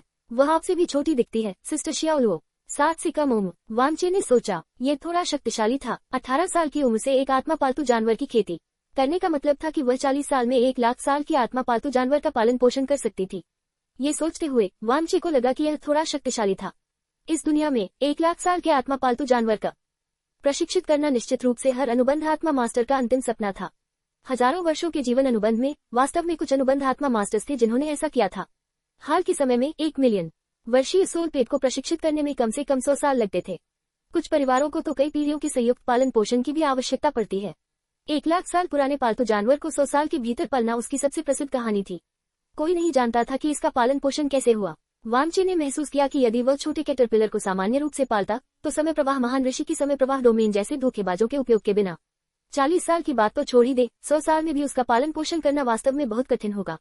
लंबे समय तक टाइम फ्लो डोमेन का उपयोग करना असंभव था। समय की गति जब समय के साथ बदलेगी तो इसका असर कई चीजों पर पड़ेगा। प्रभावशाली। वामचे ने सिर हिलाया और ब्लूसी डिवाइन किलिन पर खड़ी महिला की ओर देखा और नीचे अनगिनत प्रतियोगियों का अभिवादन किया। इस दुनिया के शीर्ष प्रतिभाशाली लोग अभी भी बहुत शक्तिशाली थे। हालांकि वामचे ये देखकर थोड़ा हैरान रह गया। उसने भौहें सिकोड़ी और अपना सिर थोड़ा हिलाया। इस समय हवा में चमकता हुआ स्वर्गीय राजा भी नीचे देख रहा था। जैसे ही उसने चारों ओर नजर घुमाई, उसकी नजर भी वामचे पर पड़ी। वह रुकी और अपना सिर थोड़ा हिलाया। अध्याय को जल्दी से अपडेट करने में हमारी मदद करने के लिए अधिक उपन्यास पढ़े और पढ़े। बहुत बहुत धन्यवाद। अध्याय 428, जोन 1, मैकेनिकल मार्शल सोल। तुरंत पराजित। स्वर्गीय राजा के प्रकट होने के साथ, विशेष रूप से ग्लेज्ड स्वर्गीय राजा के प्रकट होने के साथ, किंग्स कप का उद्घाटन समारोह एक नए शिखर पर पहुंच गया। तैरते हुए मंच पर 9 स्वर्गीय राजा व्यवस्थित ढंग से बैठे थे। ये फिर से वार्षिक किंग्स कप है। धधकते सूरज के स्वर्गीय राजा ने आह भरी, समय बहुत जल्दी बीत जाता है। पिछले साल के किंग्स कप के कुछ उत्कृष्ट छात्र इस साल पहले ही स्नातक हो चुके हैं। कितने अफसोस की बात है। अगर वे इस साल भी यहाँ होते तो यह और भी रोमांचक होता। ऐसा नहीं हो सकता। फ्लेम स्पीयर महाद्वीप से स्टार फ्लेम हेवनली किंग ने मुस्कुराते हुए कहा। इस साल का किंग्स कप बहुत मूल्यवान है। अगर पिछले साल का बैच इस साल रखा गया होता तो शायद ये शीर्ष 16 में भी नहीं आता। क्या हुआ ओल्ड स्टार, क्या आपके शिष्य ने अपनी प्रशिक्षुता पूरी कर ली है? धधकते सूरज के स्वर्गीय राजा ने मुस्कुराते हुए कहा। आप बहुत आश्वस्त हैं। मुझे याद है कि आपके शिष्य का नाम जू शियाओ है न? 3 साल पहले वह एक प्रसिद्ध पौराणिक मार्शल सोल मालिक भी था। पिछले कुछ सालों में उसका प्रशिक्षण कैसा रहा है? स्वर्गीय राजा के स्तर पर आमतौर पर शिष्य होते थे। ये शिष्य प्रतिभाशाली, मजबूत और तेज दिमाग वाले होते थे। साथ ही एक स्वर्गीय राजा के शिष्य के रूप में प्रशिक्षण सामग्री और कठिनाई सामान्य अनुबंध आत्मा मास्टर्स की तुलना में कहीं अधिक थी। हाँ, मुझे पता है। वह बच्चा जू शियू 1 साल पहले 3 महीने के लिए साधना करने के लिए हमारे अराजक समुद्री महाद्वीप की समुद्री ड्रैगन गुफा में आया था। क्लाउड स्काई हेवनली किंग जोर से हंसा और बोला, वह काफी शक्तिशाली है। उसने हमारे दक्षिणी 3 महाद्वीपों की संयुक्त अकादमी में 3 महीने तक साधना की। हमार दक्षिणी 3 महाद्वीपों की संयुक्त अकादमी के प्रतिभाशाली लोगों को तब तक दबा दिया गया जब तक कि वे सांस नहीं ले सकते थे। हालांकि लेकिन क्या? स्टार फ्लेम हेवनली किंग ने गुस्से से कहा। आप कहना चाहते हैं कि वह बच्चा मैच हार गया है न? यह एक संयोग है। आपका शेन मिंगहाई वास्तव में शक्तिशाली है, लेकिन उसके लिए उसे हारना निश्चित रूप से असंभव है न? मुझे पता है कि आपकी अकादमी में कुछ गुप्त हथियार छिपे हुए हैं, लेकिन इस बच्चे के वापस आने के बाद उसे कुछ महीनों तक मेरे द्वारा पीटा गया। अगर वह फिर भी आपसे हार जाता है तो मेरा नाम उल्टा पड़ा जाएगा, ठीक है? बादल आकाश स्वर्गीय राजा मुस्कुराया, लेकिन कुछ भी नहीं कहा। बच्चों की प्रतियोगिता में लड़ने की क्या बात है? हारना जीतना तो प्रक्रिया का हिस्सा है। यह महत्वपूर्ण नहीं है। वे अभी भी युवा हैं। अगर वे आज हार जाते हैं तो वे भविष्य में जीत सकते हैं। क्लाउड बॉर्डर महाद्वीप से आए तूफानी स्वर्गीय राजा ने मुस्कुराते हुए कहा। वह काफी बुरा लग रहा था और स्वर्गीय राजाओं में सबसे युवा था। ... इसे नीचे तक पहुंचा दो। तूफानी स्वर्ग यह राजा ने कहा कि जीतना या हारना महत्वपूर्ण नहीं है। उसके शिष्य को सीधे हार स्वीकार करनी चाहिए। उत्तरी अंधेरे स्वर्गीय राजा ने तुरंत जोड़ा। इसे नीचे पास करो। तूफान स्वर्गीय राजा ने कहा कि जीतना या हारना महत्वपूर्ण नहीं है। नंबर 1 क्लाउड यूनिवर्सिटी की तीनों टीमों को सीधे हार स्वीकार करनी चाहिए। धधकते सूरज स्वर्गीय राजा ने भी कहा। उद्धरण चिन्ह। तुम में से कुछ लोग मेरे साथ खेल रहे हैं, है न? स्टॉर्म हेवनली किंग ने व्यंग्यात्मक लहजे में कहा। तो चलो इस साल नियमों का पालन करें। संयोग से पिछले सालों में बहुत ज्यादा लोग इकट्ठा नहीं हुए थे। इस साल तुम्हारे लगभग सभी जूनियर यहाँ हैं। पुराने नियम, मैं ऐसा नहीं करूंगा। ग्लेज्ड हेवनली किंग भी यहाँ हैं। मुझे उनके द्वारा पोषित शिशु पर ज्यादा भरोसा नहीं है। मैं इस साल सिर्फ प्रतियोगिता देखूंगा। मुझे अपने साथ घसीटने के बारे में सोचना भी मत। मैं किसी भी शर्त में भाग नहीं लूंगा। बर्फ के मैदान महाद्वीप की स्वर्गीय राजा आर्कटिक हेवनली किंग ने अपना सिर हिलाया। उसके बाल बर्फ की तरह सफेद थे और वह एक अनुभवी मध्यम आयु वर्ग का सुंदर आदमी था। क्या तुम मुझे भी अपने साथ नीचे खींचने की कोशिश कर रहे हो? ग्लेज्ड हेवनली किंग ने मुस्कुराते हुए कहा। तुम्हारे पास संघर्ष को मोड़ने का एक तरीका है। मेरा ये शिष्य 2 साल पहले ही नया स्वीकार किया गया था और सभी पहलुओं में वह काफी साधारण है। मैंने उसे शिष्य के रूप में लेने का मुख्य कारण यह है कि इस बच्चे की शक्ल मुझे ज्यादा पसंद है। पिछली बार मैंने ग्लेज्ड हेवनली किंग को ये कहते हुए सुना था कि यह बहुत साधारण है। क्लाउड स्काई हेवनली किंग ने एक पल के लिए सोचा। यह 9 महाद्वीप कप के शीर्ष 8 में भी था। उस समय हम सभी बहुत भूले थे और सोचते थे कि वह वास्तव में साधारण थी। फिर हमने फाइनल तक लड़ाई लड़ी और 1 मिलियन वर्षीय 9 नेदर फेरी को बाहर कर दिया। मुझे वास्तव में उस समय के गहन अंतरिक्ष हेवनली किंग पर दया आती है। उसने ग्लेज्ड हेवनली किंग की बातों पर विश्वास किया। बुरी तरह कुछ ले जाने के बाद भी उसे आघात पहुंचा होगा, अन्यथा उसे इस साल सेंट्रल कॉन्टिनेंट में आना चाहिए था। अंत में यह जेड क्लाउड हेवनली किंग था। स्वर्गीय राजा ये निश्चित रूप से मामला नहीं है, जेड क्लाउड हेवनली किंग ने समझाया। क्योंकि प्रोफाउंड स्पेस हेवनली किंग आगे बढ़ रहा है, इसलिए वह इस प्रतियोगिता में नहीं आया। उसने मुझे आने के लिए कहा। हाँ, हम सभी जानते हैं कि वह आगे बढ़ रहा है। स्वर्गीय राजाओं ने सिर हिलाया। उद्धरण चिन्ह उद्धरण चिन्ह। ठीक है, ठीक है। एल्डर होंग और बाकी सभी यहाँ हैं। व्यक्तिगत प्रतियोगिता शुरू होने वाली है, टीम प्रतियोगिता भी शुरू होने वाली है अगले आधे महीने में। आइए धीरे धीरे इस साल के प्रतिभाशाली खिलाड़ियों का प्रदर्शन देखें। उद्घाटन समारोह के बाद व्यक्तिगत प्रतियोगिता शुरू हुई। व्यक्तिगत प्रतियोगिता में कुल प्रतिभागियों की संख्या टीम प्रतियोगिता की तुलना में बहुत कम थी। हालांकि व्यक्तिगत प्रतियोगिता में मैचों की संख्या टीम की तुलना में बेहतर थी। आखिरकार वे व्यक्तिगत रूप से प्रतिस्पर्धा कर रहे थे। टीम प्रतियोगिता लोगों के एक समूह के साथ शुरू हुई। व्यक्तिगत प्रतियोगिता में भाग लेने आए लोग निस्संदेह विभिन्न महाद्वीपों और प्रसिद्ध विश्वविद्यालयों से आए प्रथम श्रेणी के विशेषज्ञ थे। अधिकतम 1 दर्जन विश्वविद्यालय ही ऐसे थे जो प्रारंभिक दौर से ही बाहर निकलने में सफल हो सके। वे निश्चित रूप से कमजोर नहीं थे। व्यक्तिगत प्रतियोगिता में कुल 1500 लोग थे। फिर उन्हें 10 समूहों में विभाजित किया गया। प्रत्येक समूह में सबसे अधिक जीत हासिल करने वाले 10 लोग आगे बढ़े। इसलिए प्रारंभिक चरण को शीर्ष 100 के लिए लड़ाई भी कहा गया। जब तक वे अपना रास्ता निकालते रहेंगे, वे मूलतः किंग्स कप के शीर्ष 100 में रहेंगे। इसमें कोई अंक नहीं थे, केवल जीत और हार थी। कुल 10 राउंड थे, प्रत्येक राउंड में 3 राउंड। प्रारंभिक चरण में एक विशेष नियम है। वांचे ने विचार किया और कहा, स्वायत्त चुनौती जारी करने का एक मौका है। एक बार जब आप दूसरे पक्ष को हरा देते हैं, तो दूसरे पक्ष की सभी जीतें जुड़ जाएंगी। एक बार जब आप हार जाते हैं, तो आपकी जीत शून्य हो जाएगी और प्रतिद्वंद्वी में जुड़ जाएगी। हर किसी के पास स्वायत्त चुनौती जारी करने का केवल एक मौका है और चुनौती दिए जाने का केवल एक मौका है। ये नियम दिलचस्प है, ये दिलचस्प है, लेकिन आमतौर पर कोई भी प्रतियोगी इसका इस्तेमाल नहीं करेगा।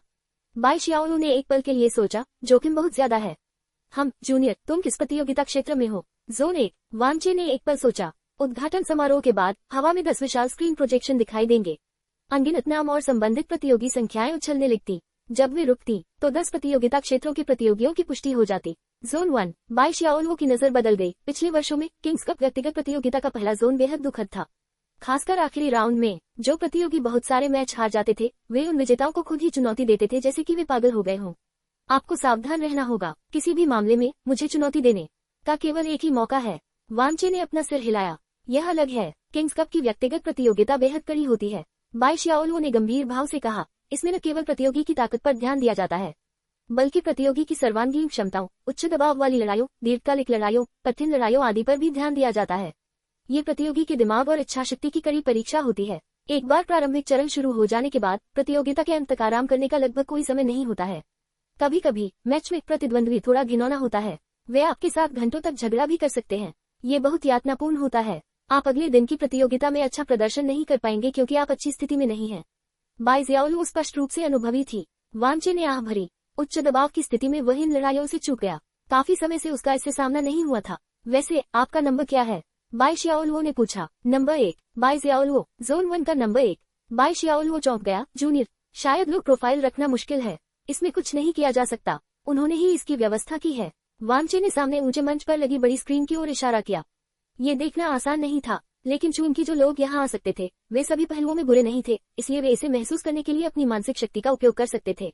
ओह, प्रतियोगिता का संदेश यहाँ है। मुझ तैयारी करनी है। वांचे ने अपने संचार उपकरण पर संदेश देखा। जोन 1 के नंबर 98, नंबर 1 क्लाउड यूनिवर्सिटी, चौथे वर्ष के बैटल सोल मेजर यूनफियांग, लेवल 32 बैटल सोल मास्टर। उनकी मार्शल सोल है आइस लाइटनिंग हरिकेन। ये है। प्रतियोगिता की खबर सुनकर बाकी लोगों ने भी उसे घेर लिया। अरे वाह, आइस लाइटनिंग हरिकेन, एक लेजर हथियार। हाल के दिनों में पैदा हुआ एक यांत्रिक मार्शल सोल। वान का चौंक गया। मैं आधा सैन्य प्रशंसक हूँ। आइस लाइटनिंग हरिकेन हमारे युद्ध क्षेत्र द्वारा विकसित एक अर्ध स्नाइपर बंदूक है। यह एक ऐसा हथियार है जो कुछ किलोमीटर दूर से आसानी से किसी के सिर को उड़ा सकता है। नंबर 1 क्लाउड यूनिवर्सिटी, अच्छी साथी। वहाँ कई उड़ने वाले प्रकार के सोल पालतू जानवर हैं। भाई वांग, आपका मैच बहुत आसानी से नहीं चलेगा। यह एक कठिन मुकाबला लगता है। इसके अलावा यांत्रिक मार्शल आर्ट माँ की एक बड़ी विशेषता है। ये चीज अस्थायी संशोधन भागों को ले जा सकती है। यांत्रिक मार्शल आत्माओं का जन्म हाल के समय में हुआ है। एक मार्शल आत्मा का जागरण अब तक एक रहस्य था, लेकिन नियमों में से एक ये था कि अक्सर जैसे जैसे युग विकसित होता था, एक संगत मार्शल आत्मा धीरे धीरे पैदा होती थी। Mechanical martial soul. वांचे ने इसके बारे में सोचा और उसे यह काफी दिलचस्प लगा। अलग अलग महाद्वीप और अलग अलग विश्वविद्यालय। चूंकि यह कोई छात्र नहीं था जिसने युद्ध क्षेत्र को झकझोर दिया था, इसलिए स्पष्ट रूप से वे यूनफेयांग के बारे में ज्यादा नहीं जानते थे। स्तर 30। प्रतियोगिता में दी गई जानकारी बहुत जटिल नहीं थी। केवल प्रतियोगियों का स्कूल, नाम, स्तर और मार्शल सोल की जानकारी थी। जहाँ तक मार्शल आत्मा, आत्मा मास्टर के आत्मा कौशल, आत्मा पालतू खेती और आत्मा कौशल का सवाल है, वहाँ कोई भी नहीं था। व्यक्तिगत प्रतियोगिता शीघ्र ही शुरू हो गई। बैटल गॉड प्लेटफॉर्म बहुत बड़ा था। 10 जोन की बात तो दूर, 100 जोन भी काफी थे। प्रत्येक क्षेत्र को कई अलग अलग युद्ध स्थलों में विभाजित किया गया था। ज्वलन क्षेत्र, जलपूल, घास का मैदान, जंगल, बिजली घाटी, दलदल चट्टानी, बंजर भूमि, मानसिक बल क्षेत्र, दिव्य ब्रह्म, ड्रैगन पवन डोमेन, दानवात्मा पूल, अंडरवर्ल्ड और ब्रह्म स्थान। इनमें लगभग वे सभी स्थान शामिल थे जहां आत्मा पालतू जानवर अच्छे थे। पिछले एविएशन कप की तुलना में ये स्वर्ग और पृथ्वी जैसा था। यहाँ पर एक अत्यंत दुर्लभ टाइम रिवर्सल नदी भी थी, जो समय प्रकार के आत्मा पालतू जानवरों के लिए एक विशेष क्षेत्र था। वहाँ जटिल संयुक्त युद्ध स्थल भी थे। ये विचित्र और रहस्यमयी लड़ाइयाँ प्रकाश की गेंदों की तरह थी जो हवा में ऊंचे मंच पर दिखाई देती थी। प्रारंभिक चरण का सीधा प्रसारण किया गया। समय के अंतर के कारण अन्य क्षेत्रों में केवल रिकॉर्डिंग प्रसारण ही किया गया। इसके अलावा चूंकि मैच बहुत सारे होते थे, इसलिए वे आमतौर पर केवल कुछ रोमांचक मैचों को ही रिकॉर्ड करते थे और उन्हें विभिन्न ऑनल इन प्लेटफार्मों और सार्वजनिक कार्यक्रमों पर प्रसारित करते थे। दर्शकों में विभिन्न विश्वविद्यालयों, दाओ और इनास के छात्र, शिक्षक, विद्यार्थी, प्रसिद्ध और प्रभावशाली विद्वान, प्रोफेसर, शोधकर्ता आदि शामिल थे। जंगल का इलाका थोड़ा अशुभ लगता है। वामचे ने पहले दौर के लिए स्थल की जानकारी देखी। वन क्षेत्र प्रतिद्वंद्वी की मार्शल आत्मा के लिए अधिक उपयुक्त था। ये केवल घास प्रकार की आत्मा पालतू जानवरों के लिए ही उपयुक्त नहीं था। मध्यम से उच्च स्तर की व्यापक लड़ाइयों में इलाके का प्रभाव कॉन्ट्रैक्ट सोल मास्टर की ताकत को भी प्रभावित करेगा। विशाल जंगल अंतहीन था। इस समय प्रतियोगियों के बीच बातचीत आयोजन स्थल पर नहीं, बल्कि मैदान के बाहर हो रही थी। 2 प्रतियोगी, अपने नंबर दिखाओ। आयोजन स्थल के बाहर छोटे से मंच पर एक रेफरी ने जम्हाई लेते हुए कहा, मुझे देने के बाद आप अंदर जाकर तैयार कर सकते हैं। तैयारी के लिए 30 सेकंड हैं। ध्वनि सुनने के बाद इसका मतलब है कि प्रतियोगिता शुरू हो गई है। आप अपनी इच्छानुसार इलाके को नष्ट कर सकते हैं जब तक आपके पास क्षमता है। इसके अलावा इलाके में कई छोटे छोटे सेंसिंग डिवाइस हैं। धोखा देने की कोशिश बिल्कुल मत करो। तुम्हारी लड़ाई के दौरान कोई भी दृश्य रिकॉर्ड किया जाएगा। ऊपर दर्शकों को देखो। रेफरी ने मंच पर गोल घेरे में बैठे दर्शकों की ओर इशारा किया। हमारे रेफरी के बारे में बात न करें। ये दर्शक भी हर समय देख रहे हैं। उनके बीच बहुत मजबूत ताकत वाले उच्च स्तरीय कॉन्ट्रैक्ट सोल मास्टर्स की कोई कमी नहीं है। हालांकि यह इलाका बहुत विशाल है, लेकिन उनके लिए आपको पकड़ना बहुत आसान है। जो कोई भी किंग्स कप व्यक्तिगत प्रतियोगिता में धोखाधड़ी करने की हिम्मत करेगा, उसे अगले 50 वर्षों में किसी भी प्रतियोगिता से अयोग्य घोषित कर दिया जाएगा। मुझे लगता है कि आप अन्य परिणामों को जानते हैं। मैं इससे ज्यादा कुछ नहीं कहूंगा। मेरा स्थान नीचे जंगल के इलाके से लगभग 100 मीटर ऊपर है। नीचे कूदने के बाद बस चुपचाप प्रतीक्षा करें। रेफरी ने बोलना समाप्त करने के बाद वामचे की नंबर प्लेट ली और उसे आश्चर्य से देखा। नंबर 1। नौजवान, आपकी किस्मत खराब नहीं है। हर साल ये नंबर बहुत भाग्यशाली होता है। क्या आपका मतलब है कि उसे चुनौती दी जाएगी? रेफरी के दूसरी तरफ बैठा आदमी मुस्कुराया और बोला। बोलते हुए उसने वामचे की तरफ देखा और कहा, मैं यूनफेयान हूँ, कृपया मेरा मार्गदर्शन करें। वामचे, मैं तुम्हें जानता हूँ।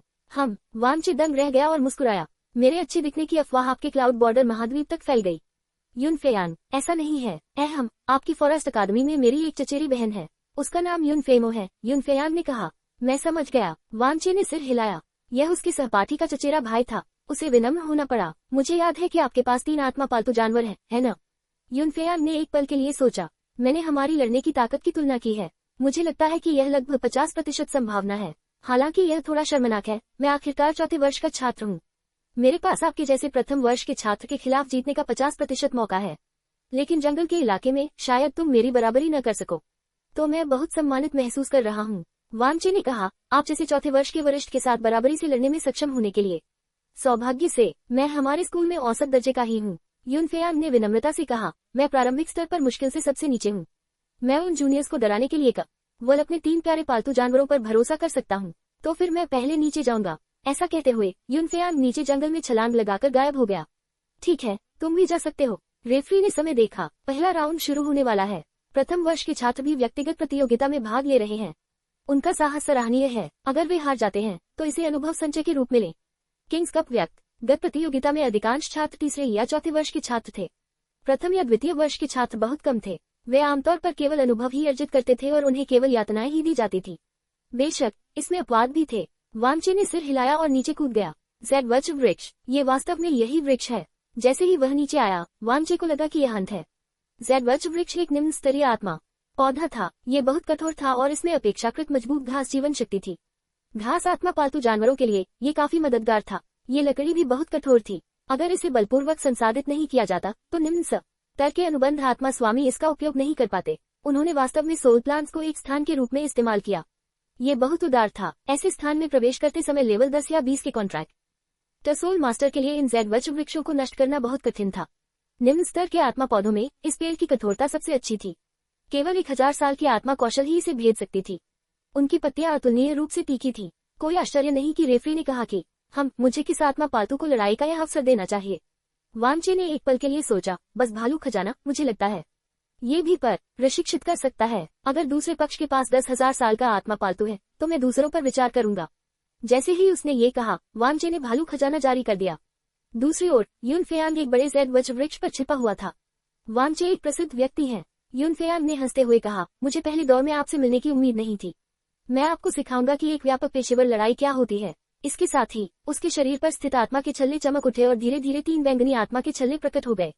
आत्मा के छल्लों में से एक का रंग सबसे गहरा था और वह पहले से ही काले रंग की ओर बढ़ रहा था। इसका मतलब था कि आत्मा के पालतू जानवर की खेती 10,000 साल से ज्यादा नहीं थी। सबसे पहले जो पक्षी दिखाई दिया वह था विंडविस्पर ईगल। छोटे ईगल, जाओ, लक्ष्य को खोजने के बाद तुरंत उस पर हमला करो। मैं प्रतियोगिता शुरू होते ही उसे और उसके पालतू जानवर को तुरंत हराना चाहता हूँ। यूनफेयांग ने विंडविस्पर ईगल को थपथपाया। हवा में उड़ने वाला चील आसमान में उड़ गया और पूरे जंगल को देखने लगा। उसकी तीखी चील जैसी आंखों में एक अजीब सी रोशनी चमक रही थी। विंडविस्पर ईगल एक उड़ने वाला प्रकार का आत्मा वाला पालतू जानवर है जिसकी खेती 4,300 साल पुरानी है। इसमें 2,000 साल की आत्मा कौशल और 300 साल की आत्मा कौशल थी। जैसे जैसे विंडविस्पर ईगल धीरे धीरे आकाश में ऊपर उठता गया, उसका विशाल शरीर धीरे धीरे सिकुड़ता गया। आत्मा कौशल न्यूनतम, इसका आकार छोटा हो गया और विशाल आकाश में ये लगभग अदृश्य हो गया। फिर इसने अपना दूसरा आत्मा कौशल सक्रिय किया, 1000 मील ट्रैकिंग। विंडविस्पर ईगल की अपनी प्रजाति की विशेषताएं, हवा को महसूस करने की शक्ति और इसकी शक्तिशाली दृष्टि ने इसे के दुश्मनों को महसूस करने और उनका पता लगाने में सक्षम बनाया। यह एक विशेष प्रजाति की आत्मा कौशल थी। हर उड़ने वाली आत्मा पालतू जानवर के पास यह नहीं था। टेलीपैथी लगभग तुरंत सक्रिय हो गई। यूनफेयांग के दिमाग में पूरा जंगल का इलाका उभर आया। उन्हें ढूंढ लिया। यूनफेयांग के मुंह के कोने सिकुड़ गए। अब तैयारी का चरण था। 30 सेकंड से भी कम समय बचा था। प्रथम वर्ष के छात्र के लिए, जिसने अभी व्यापक युद्ध क्षेत्र में कदम रखा है, वह अभी भी यह सोच रहा होगा कि अपने 3 प्राण पालकों का उपयोग कैसे किया जाए। हालांकि वह पहले से ही इससे परिचित थे। तस जूनियर, मैंने तुम्हें पहले ही पकड़ लिया है। यूनफेयांग ने अपने दूसरे आत्मा पालतू को बुलाया। यांत्रिक आत्मा पालतू, चार्जिंग लिटिल ट्रेजर, 2300 वर्षों की खेती, छोटा खजाना, आक्रमण करो। जैसे ही यूनफेयांग ने बोलना समाप्त किया, उसकी मार्शल आत्मा तुरंत प्रकट हुई और उसने आइस लाइटनिंग हरिकेन गन को बुलाया। बर्फ बैंगनी लेजर गन एक गहरे प्रकाश के साथ बह गई। जिस क्षण ये दिखाई दिया, यह आसपास के जंगल के साथ विलीन हो गया। अजिंग लिटिल ट्रेजर एक चौकोर मैकेनिकल सोल पेट था। ये लाल और सफेद रंग का था और दूर से देखने पर लाल लोहे के ब्लॉक जैसा दिखता था। इसके किनारे पर 2 स्टील जैसे पैर और छोटे हाथ थे। ये जल्दी से यूनफेयांग की आइस लाइटनिंग हरिकेन गन के किनारे पर रेंग गया और आइस लाइटनिंग हरिकेन गन के ऊपर यांत्रिक संपर्क बिंदु पर निशाना लगाने के लिए नीचे की संपर्क बिंदु का उपयोग किया। अगले ही क्षण राजसी यांत्रिक ऊर्जा तेजी से थूथन पर संघनित हो गई। पूर्ण प्रभावशीलता, घातक प्रहार, विंडविस्पर ट्रिपल बम। जैसे ही 3 आत्मा के छल्ले टिमटिमाए, आइस लाइटनिंग हरिकेन गन की थूथन ने बड़ी मात्रा में ऊर्जा को संघनित करना शुरू कर दिया, जो हमले के लिए तैयार था। 30 सेकंड की तैयारी में यूनफेयांग ने पहले ही सब कुछ तैयार कर लिया था। उन्होंने अपनी शक्ति का पुनर्तः प्रदर्शन नहीं किया, क्योंकि अभी भी सबसे शक्तिशाली आत्मा पालतू जानवर था जिसका पुनर्तः प्रदर्शन नहीं हुआ था। हालांकि यूनफेयांग को लगा कि यह काफी है। अगर वह बहुत ताकतवर हुआ तो वह गलती से दूसरे पक्ष की जान ले लेगा। ये परेशानी की बात होगी। ये कॉम्बो पहले से ही उनकी सर्वोच्च लड़ाकू शक्ति थी। उन्होंने दुश्मन के स्थान को समझने और 1000 मील तक दुश्मन के स्थान को ट्रैक करने के लिए विंडविस्पर ईगल का इस्तेमाल किया। उन्होंने अपने हथियार को चार्ज करने के लिए लिटिल ट्रेजर का इस्तेमाल किया ताकि यह सुनिश्चित हो सके कि यह सबसे बड़ा प्रभाव पैदा कर सके और साथ ही उनकी आत्मा कौशल भी। जब तक ये निशाना साधा जाता, इस गोली से 10,000 साल पुराना पालतू जानवर भी बुरी तरह घायल हो जाता। लंबी दूरी के बैटल सोल मास्टर की सीमा क्या थी? लंबी दूरी के बैटल सोल मास्टर्स के पास नजदीकी युद्ध क्षमताएं कमजोर थी, लेकिन जब तक उन्हें दूरी दी जाती थी, 10,000 साल के सोल पैक्स तुरंत मर जाते थे। यूनफेयांग ने ऊपर देखा और अपनी उंगलियों से स्विच दबाया। 1000 माइल ट्रैकिंग के जरिए वह साफ तौर पर समझ सकता था कि दूसरा पक्ष क्या कर रहा था। क्या आप 3 आत्मा पालतू जानवरों को बाहर नहीं निकालने जा रहे हैं? मेरा विंडविस्पर ट्रिपल बम आपके लिए तैयार है। अच्छे साथी, तुम अभी भी इधर उधर देख रहे हो। जैड वज्र वृक्ष में ऐसा क्या अच्छा है? तुमने आखिरकार अपने प्राण पालतू जानवर को मुक्त कर दिया। ओह, यह क्या है? बांस भालू? ये तो ऐसा नहीं लग रहा। मैंने बांस भालू को इस रूप में पहले क्यों नहीं देखा? क्या ये कोई नया विकास हो सकता है? रुको, तुमने सिर्फ एक ही आत्मा पालतू को बुलाया है। क्या तुम्हें खुद पर इतना भरोसा है? यूनफेयांग दम रह गया। जैसे जैसे समय बीतता गया, वह अपने मन में उल्टी गिनती करने लगा। हालांकि उन्होंने केवल अजीब सा छोटा भालू ही देखा और कोई अन्य आत्मा पालतू जानवर दिखाई नहीं दिया। यूनफेयांग थोड़ा स्तब्ध था। क्या मतलब है तुम्हारा? क्या तुम मुझे नीची नजर से देख रहे हो? ये किंग्स कप की प्रारंभिक प्रतियोगिता थी। भले ही वह थोड़ा पीछे हटना चाहता था, लेकिन आत्मा पालतू जानवर को बाहर निकालने का क्या मतलब था? इस समय कई दर्शक भी पहली प्रतियोगिता का पहला राउंड देख रहे थे। बहुत से लोग वांचे का नाम जानते थे। पृथ्वी अग्नि प्रतियोगिता बहुत ही आकर्षक थी। ऊंचे स्थान से दर्शकों ने नीचे की ओर देखा तो उन्हें जंगल का इलाका दिखाई दिया। जो लोग थोड़े अधिक शक्तिशाली थे वे दोनों पक्षों की गतिविधियों को उस स्थान से तुरंत पकड़ सकते थे जहां दोनों उतरते थे। जो लोग कमजोर थे वे केवल अखाड़े के ऊपर लगे प्रक्षेपण को ही देख सकते थे। घटनास्थल पर कोई टिप्पणीकार नहीं था क्योंकि वे समझ सकते थे। आमतौर पर जब युद्ध क्षेत्र में अन्य दर्शकों के लिए विभिन्न प्लेटफार्मों पर लाइव प्रसारण प्रसारित किया जाता था तो विभिन्न प्लेटफार्मों पर टिप्पणीकारों की व्यवस्था की जाती थी। Zone 1 number 1 Vanche. ये नंबर बहुत आकर्षक है। मैंने पहले सिर्फ उसका नाम सुना था, आज मुझे एहसास हुआ कि वह वाकई बहुत खूबसूरत है। युनफेयांग हमारे क्लाउड बॉर्डर महाद्वीप से है। ये बच्चा अभी भी मजबूत है। उसने इतनी शक्तिशाली ताकत का इस्तेमाल तुरंत किया और उसे परखा भी नहीं। वह इस नंबर 1 को एक ही बार में हराना चाहता है। वह इस जूनियर को सबक सिखाना चाहता है न? इस नंबर 98 की सोल पेट कॉन्फ़िगरेशन बहुत ही उचित है। जांच के लिए एक उड़ने वाला सोल पेट है और चार्ज करने के लिए एक मैकेनिकल सोल पेट है। आइस लाइटनिंग हरिकेन गन के साथ मिलकर जो देखने में केवल सुपर ग्रेड की लगती है लेकिन वास्तव में लिगेसी स्तर की है और जंगल के इलाके में भी ये गन शायद जान ले सकती है। ये नंबर 1 कौन है? वह बहुत घमंडी है। 30 सेकंड की तैयारी में उसने केवल एक आत्मा पालतू जानवर को बुलाया और अभी भी उन जेड वज्र पेड़ों का निरीक्षण कर रहा है। यह शायद इस साल के किंग्स कप को समाप्त करने वाली सबसे तेज प्रतियोगिता का रिकॉर्ड तोड़ने जा रहा है। अखाड़े के ऊपर खड़े रेफरी ने भावशून्यता से उसकी ओर देखा। उसी समय धमाका, प्रतियोगिता के लिए तुरंत आदेश जारी कर दिया गया। लगभग तुरंत टकराना। आइस लाइटनिंग हरिकेन गन के नाल से 3 चकाचौंध करने वाली लेजर गोलियां निकली जो आकाश को चीरती हुई प्रतीत हुई। अध्याय को जल्दी से अपडेट करने में हमारी मदद करने के लिए अधिक उपन्यास पढ़ें और पढ़ें। बहुत बहुत धन्यवाद। अध्याय 429। ये ठीक है, नजदीकी मुकाबला है। आसमान से लगातार 3 लेजर गोलियां उल्काओं की तरह फूटी। इससे भी अधिक विचित्र बात यह थी कि इस घने जंगल में तीनों लेजर गोलियों की आंखें प्रतीत हो रही थी तथा वे किसी अत्यंत कठोर सेड वज्र वृक्ष पर नहीं लगी। उन्होंने तो केवल तूफान जैसी हवा ही पैदा कर दी। दर्शकों की नजर में वे पलक झपकते ही वांचे की ओर बढ़ चुके थे। प्रतियोगिता खत्म होने वाली थी। ये किंग्स कप की असली लड़ाई थी। इस समय वांचे ने अपनी आंखें सिकोड़कर बेयर ट्रेजर की ओर देखा। एक क्षण में बेयर ट्रेजर की आंख अचानक चमक उठी और 3 लपटे भावर की तरह घूमने लगी। उसने अपना हाथ उठाया और अपने पंजे इस तरह कस लिए जैसे वह चांद को गले लगा रहा हो। गर्जन। अगले ही पल भालू खजाना ने अपनी हथेली से पकड़ लिया और एक शक्तिशाली आभा उत्सर्जित की। 3 लेजर गोलियां वास्तव में उसके शरीर को छूती हुई निकल गई और पकड़ ली गई। ग्रैंड मार्शल फोर्स सक्रिय। ... बेयर ट्रेजर ने अपनी मुठ्ठियां भींच ली। उसके हाथों में 3 लेजर गोलियां लगातार कांप रही थी, मानो वे किसी भी क्षण फट जाएंगी। उसने अपने नंगे हाथों से गोली पकड़ ली। गर्जन। भालू खजाना ने अपनी हथेलियों से धक्का दिया और उसकी आंखें फड़क उठी। नक विपरीत दिशा में 3 लेजर गोलियां दागी गई। ये दृश्य देखकर कई दर्शक दंग रह गए। क्या बिल्ली है? इसने हमला पकड़ लिया। क्या इस भालू के शरीर में कोई उपग्रह था? वह सीधे स्कैन करके उसे रोक सकता था, है न? लेजर बम की गति पलक झपकते ही पूरे जंगल को पार कर गई। इस गति से वह कैसे प्रतिक्रिया कर सकता था? अनुभूति प्रकार का आत्मिक कौशल। किस तरह की अनुभूति प्रकार की आत्मिक कौशल इतने कम समय में इसे समझ सकती है? लेजर हथियार प्रसिद्ध हथियार थे जो किसी को प्रतिक्रिया न करने की अनुमति देते थे। वर्तमान में केवल मानसिक प्रकार के आत्मा पालतू जानवर जो मानसिक शक्ति में बेहद अच्छे थे वे इन हमले के प्रक्षेपवक्र को समझ सकते थे और पकड़ सकते थे। लेकिन क्या ये विस्फोट हुए बिना भी इसे पकड़ सकता है और परावर्तित कर सकता है? ये तो बहुत ज्यादा था। इतने बड़े ऑपरेशन को समझना मुश्किल था। दर्शकों में से कई लोग समझ नहीं पाए और भ्रमित हो गए। वे ये भी नहीं बता सके कि यह कौन सा आत्मिक कौशल था। वह छोटा भालू बहुत शक्तिशाली आत्मिक शक्ति में उतार चढ़ाव के साथ नहीं फूटा। दूर से युनफेयांग भी स्तब्ध था। ऐसा हो सकता है? नहीं, ये कैसे पकड़ा गया? उन्होंने सैकड़ों लड़ाइयों और प्रशिक्षण प्रतियोगिताओं का अनुभव प्राप्त किया था। ऐसा नहीं था कि कोई भी उसके विंड विस्पर ट्रिपल बम का सामना नहीं कर सकता था। लेकिन वे सभी बचाव का उपयोग कर रहे थे। कोई भी इतनी आसानी से और इतनी सीमा तक इसका सामना नहीं कर सकता था। उस भालू ने तो कोई बचाव भी नहीं किया। क्या यह एक आत्मा कौशल हो सकता है जो लंबी दूरी के हमलों से बचाव करने में माहिर है? युनफेयांग ने गहरी भौहें सिकोड़ी। इस युग में 1000 वर्ष की साधना के बाद आत्मिक कौशल का अंतहीन विकास होता रहेगा। आत्मा पालतू जानवरों के अनगिनत प्रकार थे। हर साल एक नया आत्मा पालतू रूप और एक नया आत्मा कौशल होता था। कोई भी व्यक्ति कभी भी किसी अद्भुत आत्मिक कौशल के प्रकट होने की आशा नहीं करेगा। विभिन्न प्रभावों वाले कुछ आत्मिक कौशल तो अकल्पनीय थे। मुझे विश्वास नहीं होता। युनफेयांग ने एक गहरी सांस ली और 3 बार गोली चलाई जिससे तीनों गोलियां पीछे हट गईं। एक पल में हवा में 3 चमकदार रोशनियां फूट पड़ी जिससे अनगिनत जेड वज्र वृक्ष हिलने लग। कुछ तो 90 डिग्री से भी ज्यादा तापमान पर पहुंच गए, लेकिन वे टूटे नहीं। केवल वे पेड़ के तने ही टूटने लगे जिन पर स्थिर ऊर्जा का प्रभाव पड़ा। छोटा चीख, युनफेयांग ने मन ही मन कहा। चीख, वन फुसफुसाने वाले बाज ने प्रतिक्रिया दी और उसके पंख तुरंत चमक उठे। दोबारा युनफेयांग खड़ा हुआ और हरिकेन गन के सामने लगाने के लिए एक विशेष बड़ी बंदूक की बैरल निकाली।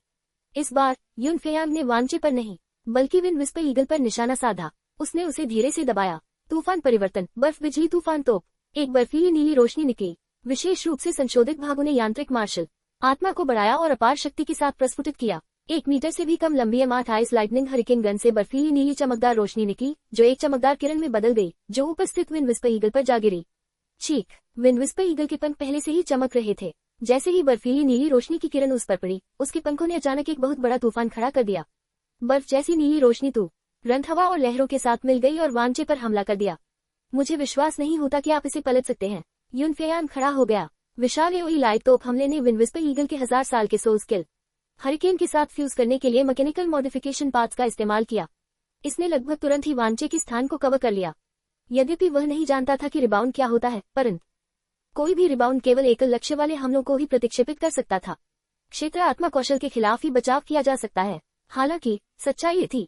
गर्जन। किसी समय अचानक उसके कानों में एक गर्जना सुनाई दी। यूनफेयान दंग रह गया। जब उसने देखा कि एक खूंखार भालू उसके सामने आ गया है, तो उसकी पुतलियां सिकुड़ गईं। वह उड़ तो नहीं पाया, लेकिन हवा में खड़ा रहा। एक लंबी दूरी की लड़ाई आत्मा मास्टर के रूप में। यूनफेयान की दृष्टि बहुत अच्छी थी। उसने देखा कि छोटा भालू एक पत्ते पर कदम रख रहा था। पेड़ के पत्ते स्वूश स्वूश स्वूश। पलक झपकते ही यूनफेयान ने अपने तीसरे आत्मा पालतू जानवर को बुलाया। ऐसा लग रहा था कि छोटा भालू उसके सामने टेलीपोर्ट हो गया है। एक साधारण मुक्का लगा। इतनी तेजी। हवा में उड़ते हुए यूनफेयान के मन में बस यही ख्याल था। फिर वह अपने विंड विस्पर ईगल से टकरा गया। मैच खत्म हो गया। मैदान के बाहर यह मैच देख रहे सभी दर्शक दंग रह गए। रुको, वह भालू पालतू जानवर कैसे भाग गया? मैंने नहीं देखा। प्लेबैक। मैं रिप्ले देखना चाहता हूँ। असंभव। इतने कम समय में, जब तक कि वह स्थानिक यात्रा नहीं जानता, वह इतनी जल्दी यूनफेयान के स्थान तक कैसे पहुंच सकता है? मैंने थोड़ा देखा। शायद आपको यकीन न हो, लेकिन उस भालू ने पत्तों पर पैर रखा। हर बार जब वह किसी पत्ते पर पैर रखता, तो वह 100 मीटर दूर चला जाता। 1 सेकंड में वह 10 से ज्यादा पत्तों पर पैर रखता। ये टेलीपोर्टेशन जितना तेज था, इसके अलावा वह बहुत फुर्तीला था। यह अपने आकार के हिसाब से बिल्कुल बेमेल था। बहुत ताकतवर। ये नंबर 1 कौन है? ये भालू क्या है? अगर मैं गलत नहीं हूँ, तो इसमें सिर्फ 4000 साल से ज्यादा की खेती है न? यूनफेयान एक नौसिखिया है। तुम उसे हराना चाहते थे, लेकिन तुम हार गए। भाइयों, मुझे विश्वकोश मिल गया है। ये कुछ महीने पहले हमारे युद्ध क्षेत्र में दर्ज किया गया नया बांस भालू विकास है। इसे हेवन ट्रैम्पलिंग ओवरलॉर्ड कहा जाता है। अरे, ये नाम अन्य बांस भालुओं से अलग क्यों है? यह अस्थायी रूप से राजा रैंक पर है। सटीक आत्मा कौशल और विशेषताओं का वर्णन नहीं किया गया है। विकास विधि भी अज्ञात है। ... जैसे ही प्रतियोगिता समाप्त हुई, कई दर्शकों ने तुरंत बेयर ट्रेजर के बारे में कुछ जानकारी प्राप्त की। हालांकि ये बहुत उपयोगी नहीं था। ये यूनफेयान पर्याप्त अच्छा नहीं है। वांचे ने इसके बारे में सोचा। वह हमलों का प्रतिरोध नहीं कर सका। बेयर ट्रेजर के पास समाधि आत्मा की आंखें थी। वे लेजर गोलियां वास्तव में बहुत भयानक थी, लेकिन वे समाधि आत्मा की आंखों के नियंत्रण से बच नहीं सकती थी। ग्रैंड मार्शल फोर्स के साथ मिलकर इसका ऊर्जा नियंत्रण सीमा तक पहुंच गया था। इसलिए इस लंबी दूरी के हमले का सामना करना बहुत आसान था। इसके अलावा यूनफेयान एक बैटल सोल मास्टर था जो लंबी दूरी के हमलों में अच्छा था। उसकी ताकत अधिक नहीं थी। एक गोली चलाने के बाद जब वह सामने आया, तो बेयर ट्रेजर की cloud near it hand movement तकनीक के साथ यह विशाल जंगल उसके लिए समतल जमीन की तरह था। बेयर ट्रेजर ने वेव फिस्ट का इस्तेमाल भी नहीं किया। एक साधारण मुक्का मारकर वह खत्म हो गया। यहाँ तक कि शॉकवेव उसके अन्य आत्मा पालतू जानवरों को भी हरा सकती थी। उन्होंने स्पष्ट रूप से सिर्फ एक आत्मा पालतू जानवर का उपयोग किया।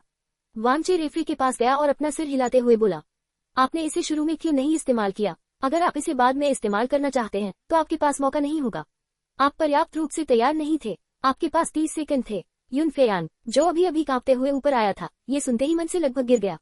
क्या मैं पर्याप्त रूप से तैयार नहीं था? किसको पता था कि तुम इतने असामान्य हो? वह सुन्न था। यदि उसे पहले पता होता, तो वह सीधे ही पहले आत्मा पालतू जानवर का उपयोग भाला रूप में बदलने और निकट युद्ध में लड़ने के लिए करता। अभी भी एक मौका था। आखिरकार भालू के पास लंबी दूरी तक वार करने का हुनर था। यूनफेयान पराजित हुआ। रेफरी ने अजीब तरीके से वांचे को देखा। आधे घंटे आराम करो, अगला मैच उसके बाद होगा। रेफरी को शायद इस बात पर आश्चर्य हुआ कि यह मैच उसने बहुत कम समय के लिए देखा था। वांचे ने सिर हिल या और एक तरफ चला गया। उसने बेयर ट्रेजर की तरफ देखा और पूछा, आपको कैसा लगता है? भालू खजाना अपने पंजों से अपना सिर खुजाने लगा और चिल्लाने लगा, सौभाग्य से दबाव बहुत अधिक नहीं है। हमारे मौज दा प्रतिद्वंद्वी मजबूत नहीं माने जाते। वांचे ने सिर हिलाया। उस यूनफेयान के पास अभी तक 10,000 साल का सोलपेट नहीं है। अगर हम प्रतियोगिता में 10,000 साल के सोलपेट का सामना करते हैं, तो आपको ज्यादा दबाव में रहना चाहिए। इसके अलावा यूनफेयान के सोलपेट वास्तव में उसके इर्द गिर्द घूमते हैं। उसके सोलपेट खुद मजबूत नहीं है। उसके जैसे कॉन्ट्रैक्ट सोल मास्टर का मूल्य तभी स्पष्ट होगा जब उसके पास टीम के साथी होंगे। अगर वह अकेला है, तो ये सिर्फ एक ही चाल है। अगर यह सफल नहीं होता, तो यह मूलतः कुछ भी नहीं है। बाद में बड़े पैमाने पर संयोजन आत्मा कौशल कास्टिंग से पहले बहुत लंबा है। ये केवल एक टीम में प्रभावी हो सकता है या सीधे इस्तेमाल किया जा सकता है। हालांकि उस शक्ति को आप आसानी से रोक सकते हैं। नुकसान उन 3 लेजर गोलियों जितना मजबूत नहीं है। उन्होंने भालू खजाने के लिए लड़ाई का संक्षेप में विश्लेषण किया। पहले दौर का पहला मैच एक के बाद एक समाप्त हो गया। कुछ अन्य लोग 2 घंटे से अधिक समय तक टालमटोल करते रहे। अगले मैच का प्रतिद्वंद्वी यहाँ है। वांचे ने उस पर नजर डाली और मुस्कुराया। ये दिलचस्प है। दूसरे वर्ष का छात्र, स्तर 30। उसकी मार्शल आत्मा बांस है। दहाड़ बेयर ट्रेजर दंग रह गया। तुम्हें बहुत मजा आएगा। वांचे को ये दिलचस्प लगा। बांस भा लू की मार्शल आत्मा अभी भी पश्चिमी पीक महाद्वीप में मौजूद थी। इसकी उत्पत्ति स्वाभाविक रूप से बांस भालू से ही संबंधित थी। एक मैच जीतने के लिए उसके पास कुछ ताकत होनी चाहिए। 2 आत्मा वाले पालतू जानवर। ऐसा लगता है कि यह बहुत मुश्किल नहीं होगा। हालांकि इस बार प्रतियोगिता का स्थान मानसिक बल क्षेत्र है। मुझे ऐसा क्यों लगता है कि हम बिना लड़े ही जीत जाएंगे। मानसिक बल क्षेत्र एक विशेष स्तर न था जिसका हर पल आत्मा पर गहरा प्रभाव पड़ता था। मानसिक प्रकार के आत्मा पालतू जानवर इस बल क्षेत्र में अपनी 120% शक्ति को सीधे मुक्त कर सकते हैं। जहां तक अन्य आत्मा पालतू जानवरों की बात है तो उन्हें मानसिक प्रभाव झेलना पड़ेगा। वे अपनी शक्ति का केवल 80% ही उपयोग कर सकेंगे और लगातार कम होते जाएंगे। ये लगभग प्रत्यक्ष प्रभाव था। इस स्थान पर पहुंचने की तुरंत बाद कोई केवल यह आशा कर सकता था कि सरे पक्ष के पास कोई मानसिक प्रकार का आत्मा पालतू न हो, अन्यथा यह एक घातक आघात होगा। अस्त-व्यस्त मानसिक शक्ति क्षेत्र में भ्रामक ऊर्जा की हवाएं चल रही थी जो इतनी शांत थी कि सिर में झुंझुनी होने लगती थी। मुझे नंबर प्लेट दे दो। जब तुम तैयार हो जाओ तो नीचे कूद जाना। रेफरी ने वही शब्द दोहराए और कुछ नहीं कहा। वांचे ने अपने प्रतिद्वंद्वी की ओर देखा। एक सुंदर लड़का जो 20 साल का था, थोड़ा मूर्ख लग रहा था। वह कुछ बांस भालू जैसा दिख रहा था। उसका आकार बिल्कुल अलग था। लड़के ने ध्यान से नीचे मानसिक बल क्षेत्र पर नजर डाली। उसका चेहरा राख जैसा हो गया था। वह काफी देर तक संघर्ष करता रहा और फिर असहाय होकर बोला, रेफरी, मैं हार स्वीकार करता हूँ। रेफरी ने भौहें सिकुड़ते हुए कहा, बिना लड़े हार गए। इसमें कोई मदद नहीं की जा सकती। मेरे 2 आत्मा पालतू जानवर लड़ने वाले प्रकार के आत्मा पालतू जानवर हैं। वे इस मानसिक बल क्षेत्र से सबसे अधिक डरते हैं। लड़का रोना चाहता था लेकिन उसके आंसू नहीं निकले। अगर मैं इस तरह से लड़ता हूँ तो मैं बहुत अधिक युद्ध शक्ति खो दूंगा। अभी तीसरा दौर बाकी है। मैं इस दौर को छोड़ सकता हूँ और तीसरे दौर की तैयारी कर सकता हूँ। रेफरी ने कुछ नहीं कहा और सीधे वांचे की जीत की घोषणा कर दी। वांचे ने मन ही मन सोचा, इस स्थान का प्रभाव सचमुच बहुत अधिक है। खासतौर पर मानसिक बल क्षेत्र, दिव्य ब्रह्म, ड्रैगन पवन डोमेन, दानवात्मा पूल, अंडरवर्ल्ड और ब्रह्म स्थान जैसे कुछ स्थानों पर विभिन्न अजीब प्रभाव थे। एक बार जब यह अनुकूल नहीं हो सका तो अंदर लड़ना और भी मुश्किल हो गया। भालू खजाना, इसमें मजा नहीं था। चिंता मत करो, ये बाद में शक्तिशाली होगा, वांचे ने सांत्वना दी। भालू खजाना सिर हिलाया। जैसी की उम्मीद थी, वहाँ केवल कुछ ही द्वितीय वर्ष के छात्र थे। पहले राउंड के तीसरे और आखिरी मैच में वांचे का मुकाबला एक अन्य तीसरे वर्ष के छात्र से हुआ। चेंज है, martial soul, red flame tyrant dragon, level 35, 3 soul pets. देखो क्या शक्तिशाली प्रतिद्वंद्वी नहीं आ रहा है। वांचे की आंखें चमक उठी। लालू तानाशाह ड्रैगन, ये शीर्ष विरासत में मिली मार्शल आत्मा है। ये फ्लाइंग ड्रैगन आत्मा पालतू पहले से ही गिरे हुए प्राचीन युग से गायब हो गई है। ये बाइश या ओलवो के व्हाइट मून तेंदुए के समान स्तर पर है या उससे भी अधिक शक्तिशाली है। चल दर। वांचे तुरंत रेफरी के मंच पर पहुंचे। पहले राउंड का तीसरा राउंड। रेफरी ने दोनों पक्षों को देखा। प्रतियोगिता स्थल संयुक्त स्थल है, फ्लेम माउंटेन। जब आप तैयार हो जाएं, तो नीचे जाएं। जैसा कि नाम से पता चलता है, ये संयुक्त स्थल 2 अलग अलग ऊर्जाओं वाला स्थान था। वांचे, कृपया मेरा मार्गदर्शन करें। चेंज मुस्कुराया। वह लंबा और सुंदर था। उसके शरीर पर एक हल्की आभा भी थी। वह साधारण नहीं दिखता था। कृपया मेरा मार्गदर्शन करें, वांचे ने विनम्रता से कहा। चेंज ने अपनी आंखें सिकुड़ते हुए कहा, मुझे याद है कि आपने अर्थ फायर प्रतियोगिता में प्रथम स्थान प्राप्त किया था। यह इलाका आपके लिए बहुत अच्छा होना चाहिए, है न? सच कहूँ तो मुझे लगता है कि मैं आपको हरा नहीं सकता, लेकिन मुझे लगता है, चेंज ने अपनी आंखें सिकोड़ ली, आप दूसरा सोल पिट नहीं निकालेंगे। अगर मैं गलत नहीं हूँ तो आपको केवल अपने हेवन ट्रम्पलिंग ओवरलॉर्ड का उपयोग करना चाहिए। अगर ऐसा है तो मुझे लगता है कि मेरे जीतने की संभावना अधिक है। आपका पूर्वानुमान बहुत सटीक है। वांचे ने सिर हिलाया। मैं वास्तव में दूसरा आत्मा पालतू नहीं निकालूंगा। चेंज मुस्कुराया और नीचे कूद गया। जैसे ही वह नीचे कूदा, उसके शरीर से अचानक एक भयंकर प्रकाश फूट पड़ा। गर्जन। लगभग तुरंत ही उसके शरीर से एक विशाल ड्रैगन के आकार का प्रेत अचानक फूट पड़ा। उसका पूरा शरीर झुलसती हुई लिपटों से जल रहा था जिसने चेंगजे के शरीर के हर हिस्से को ढक लिया था। जैसे ही वह उतरा, उसने मार्शल आत्मा पर कब्जा कर लिया। धीरे धीरे 3 अत्यंत गहरे रंग के आत्मा के छल्ले दिखाई दिए। ये प्रवेश विधि वास्तव में बहुत सुंदर थी। उनके दर्शन में 3 आत्मा पालतू जानवर प्रकट हुए। यह एक खुला कार्ड है। वांचे ने भी एक नजर डाली और नीचे कूद गया। उसकी आंखें दिलचस्पी से भरी हुई थी। चेंगजे के 3 आत्मा पालतू जानवर बहुत असाधारण थे। तीनों ही असाधारण थे। पहला एक अनोखा दानव आत्मा प्रकार का आत्मा पालतू जानवर था, flame dragon horn.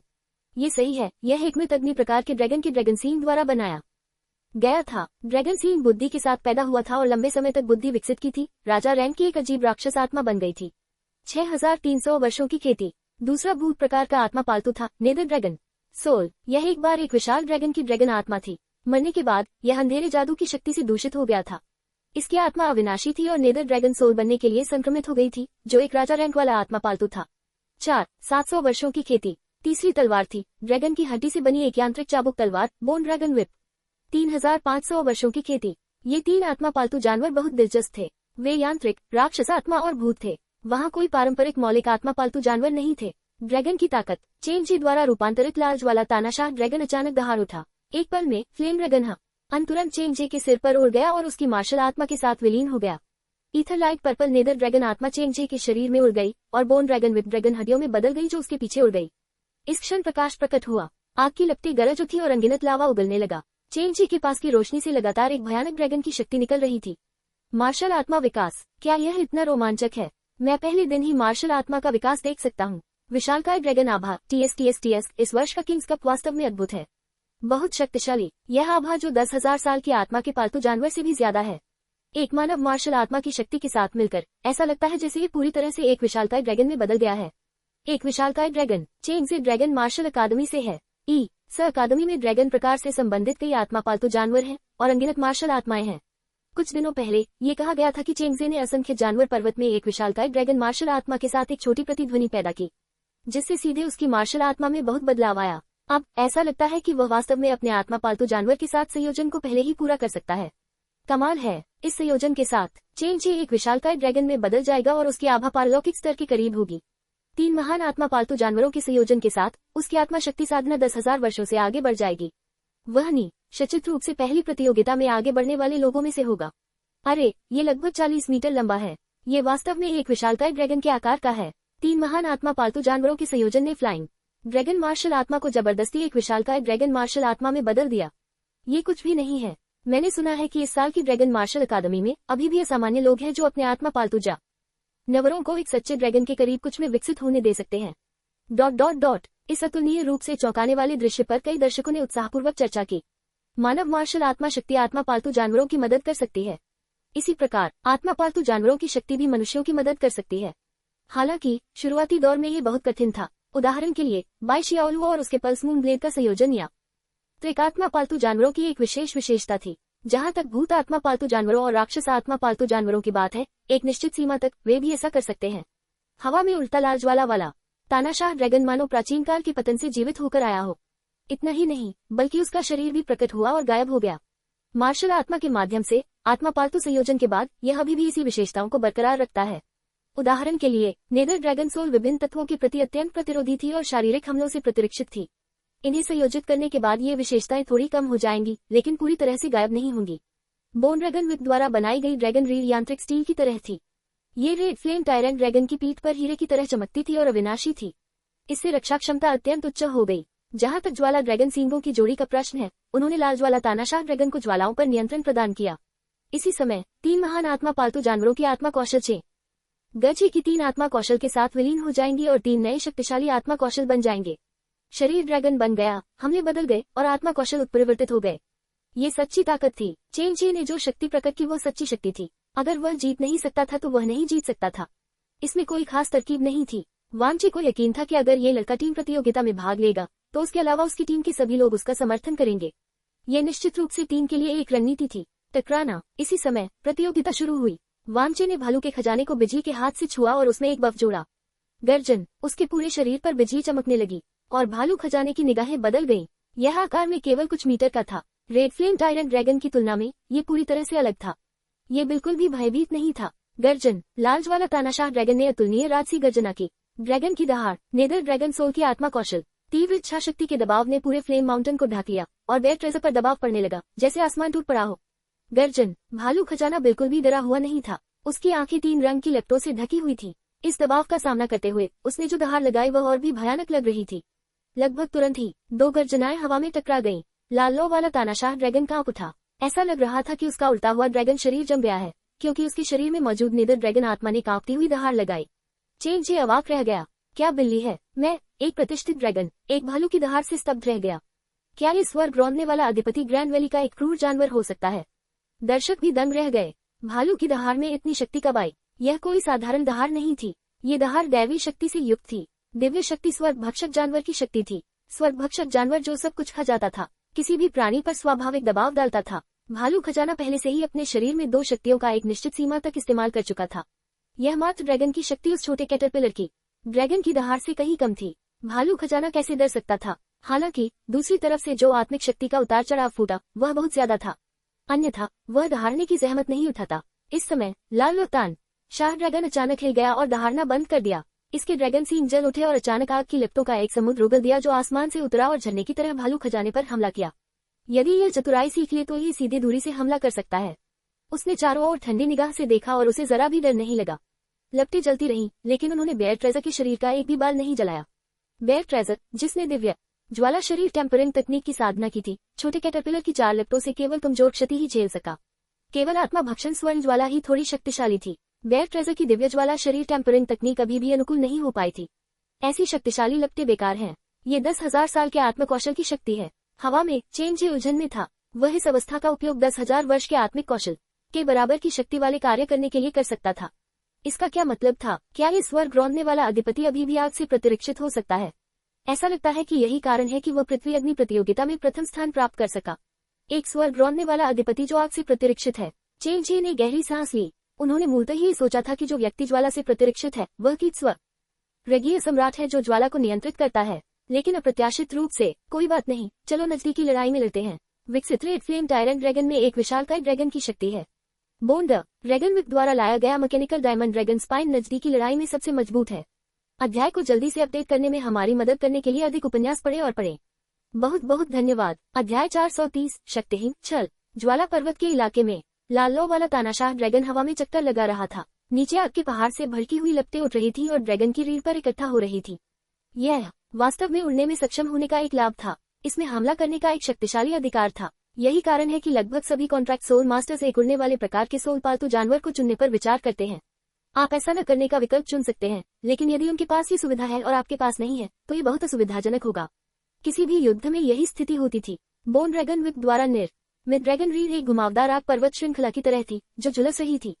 स्काईविंग dragon strike लगभग 50 मीटर लंबे फायर ड्रैगन की रीढ़ की हड्डी उसकी पूंछ तक फैली हुई थी क्योंकि वह चिलचिलाती लपटों में जल रहा था। यहाँ तक कि मैदान के बाहर मौजूद दर्शक भी गर्मी की लहर को बहुत स्पष्ट रूप से महसूस कर सकते थे। हालांकि इस समय उन्होंने जो अधिक स्पष्ट रूप से महसूस किया वह ड्रैगन की रीढ़ से फूटने वाली शक्ति थी। लाल्लो वाला तानाशाह ड्रैगन अचानक 100 मीटर से ज्यादा ऊपर आसमान में उड़ गया और आसमान से नीचे उतर आया। ड्रैगन की रीढ़ की हड्डी और भी ज्यादा चमकने लगी, मानो वह चार्ज हो गई हो, जब तक कि ड्रैगन की पूंछ से एक तेज रोशनी नहीं फूट पड़ी। ये भालू खजाना पर हमला किया। विशाल शरीर और ड्रैगन की पूंछ शरद ऋतु की हवा की तरह भालू खजाने पर झूल रही थी। Dot dot dot dot dot dot लगभग तुरंत ही इसने बेयर ट्रेजर की आकृति को डुबा दिया। धमाका। ज्वाला पर्वत पर ऐसा लग रहा था मानो भूकंप आ गया हो, जैसे हवा की तेज लहरें उठ रही हों। पहाड़ के खंभे सीधे रह जाएंगे और इलाका हिंसक रूप से नष्ट हो जाएगा। दर्शकों ने अपनी सांसें रोक ली और मन ही मन कहा कि पहले क्षेत्र में प्रतिस्पर्धा बहुत कड़ी थी। ये तो केवल पहला दौर था, ये तो प्रारंभिक चरण था। मार्शल आत्मा विकास और आत्मा पालतू संयोजन पहले से ही इस्तेमाल किया गया था। उनकी निगाहें उस पर टिकी रहीं और फिर उनकी आंखें धीरे धीरे चौड़ी हो गईं। ऐसा इसलिए था क्योंकि जब लालज्वाला तानाशाह ड्रैगन की पूंछ जमीन पर उतरी और उसे डुबो दिया तो वह भी जम गया, मानो समय वही रुक गया हो। यह क्या है? चेंज ही स्तब्ध रह गया। उसे लगा जैसे उसे कोई बहुत बड़ी ताकत खींच रही है। ड्रैगन की रीढ़ चाहे जितनी भी मुरझाए उसकी पूंछ हिल नहीं सकती थी। उसके हृदय में एक अशुभ भावना उत्पन्न होते ही उसका हृदय धड़कने लगा। इसी प्रकार कई दर्शकों को भी पूर्वाभास हो गया था, जैसे कि उन्हें कुछ घटित होने की उम्मीद थी। जब हवा की लहरें धीरे धीरे विलीन हो गई तो धूल हवा के साथ नीचे गिरने लगी। उनके सामने का दृश्य लोगों की नजरों में आ गया। स्वर्ग के रौंदने वाले अधिपति ने लोहे के चिमटे की तरह पूंछ को पकड़ लिया। उसका पूरा शरीर रहस्यमयी रोशनी से चमक उठा क्योंकि शक्ति की लहरें उसकी हथेलियों से ड्रैगन की पूंछ पर जकड़ी हुई थी। इसने इसे फिर से ब्लॉक कर दिया, वरना तो ये पूंछ भी पकड़ लेता। क्या बिल्ली है? क्या यह इसे भी रोक सकता है? इसके अलावा इससे ज्यादा नुकसान भी नहीं हुआ। क्या इस आत्मा पालतू जानवर की शुद्ध शक्ति पहले से ही विशालकाय ड्रैगन के बराबर थी? विशेष रूप से आत्मा पालतू संयोजन के बाद इसकी आत्मा शक्ति साधना 10,000 वर्षों तक पहुंच गई थी, या फिर इसमें किसी विशेष आत्मिक कौशल का प्रयोग किया गया? गर्जन। अगले ही पल बेयर ट्रेजर ने आसमान को हिला देने वाली दहाड़ लगाई।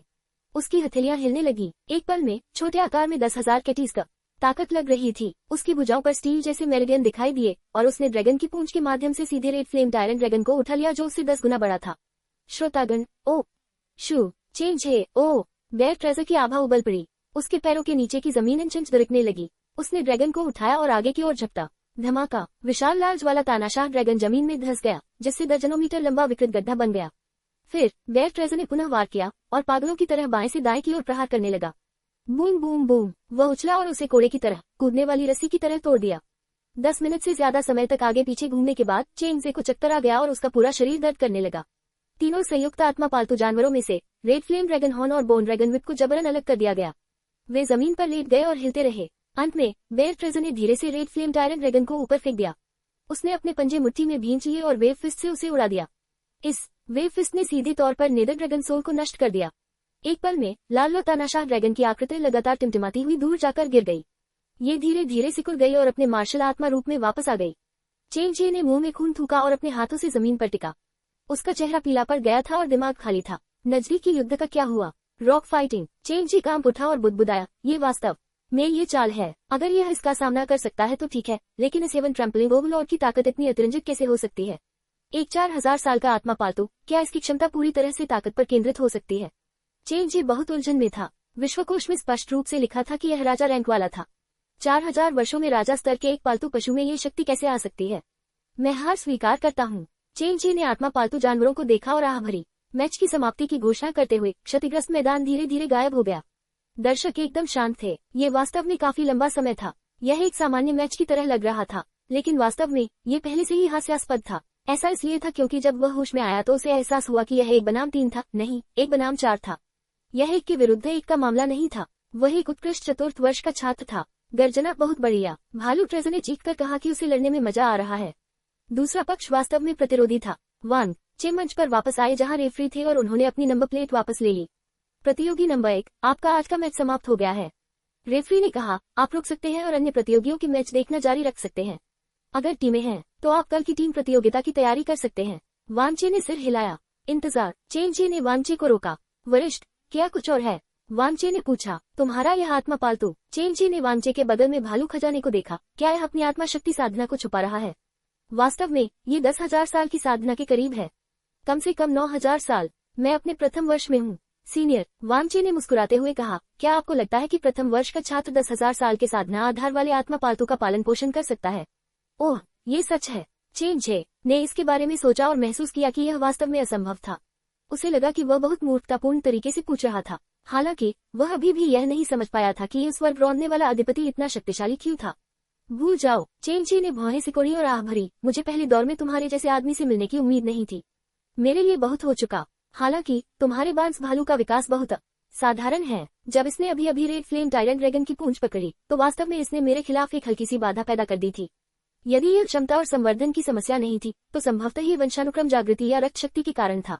इसके अलावा दूसरा पक्ष आग से पूरी तरह सुरक्षित था। वह समझ नहीं पाया। वास्तव में आप काफी शक्तिशाली हैं, वांचे ने कहा, बस आप में थोड़ी कमी है। हालांकि ऐसा लगता है कि मैं प्रारंभिक प्रतियोगिता में आपसे फिर कभी नहीं मिलूंगा। प्रारंभिक चरण के नियमों के अनुसार 10 राउंड के बाद चाहे कोई भी जीते या हारे, उनका मुकाबला एक ही प्रतिद्वंद्वी से नहीं होगा। यदि वह दूसरे पक्ष से दोबारा लड़ना चाहता था तो वह केवल स्वायत्त चुनौती ही जारी कर सकता था। चिंता मत करो, अगर हम टीम प्रतियोगिता में मिलते हैं, चेंगजे ने मुस्कुराते हुए कहा। बहुत निराश नहीं, तुम हार। स्वर्ग ट्रैम्पलिंग अधिपति मुझे हरा नहीं पाएगा। इसके अलावा तुम टीम प्रतियोगिता में केवल एक आत्मा पालतू जानवर को ही बाहर निकाल सकते हो। मैं तुम्हारे कीट स्वर्गीय सम्राट को देखना चाहता हूँ। तुमने इस वर्ग ट्रैम्पलिंग अधिपति को इतनी अच्छी तरह से प्रशिक्षित किया है कि कीट स्वर्गीय सम्राट को काफी देर हो जानी चाहिए थी, है ना? मुझे आश्चर्य है कि क्या यह अभी भी वीडियो की तरह मजबूत है। विश्वविद याले में आत्मा पालतू जानवरों को प्रशिक्षित करते समय लगभग कोई भी एक ही समय में कई उन्नत नहीं हुआ। वे केवल एक मुख्य बल को पोषित करने के लिए संसाधन जुटाते थे। अन्य 1 या 2 आत्मा पालतू जानवरों को धीरे धीरे शेष संसाधनों के साथ पाला जाएगा। भले ही उसके परिवार के पास एक खदान और पर्याप्त संसाधन थे, लेकिन कॉन्ट्रैक्ट सोल मास्टर मजबूत नहीं था और उसके पास अन्य 2 आत्मा पालतू जानवरों का पोषण करने की ऊर्जा नहीं थी।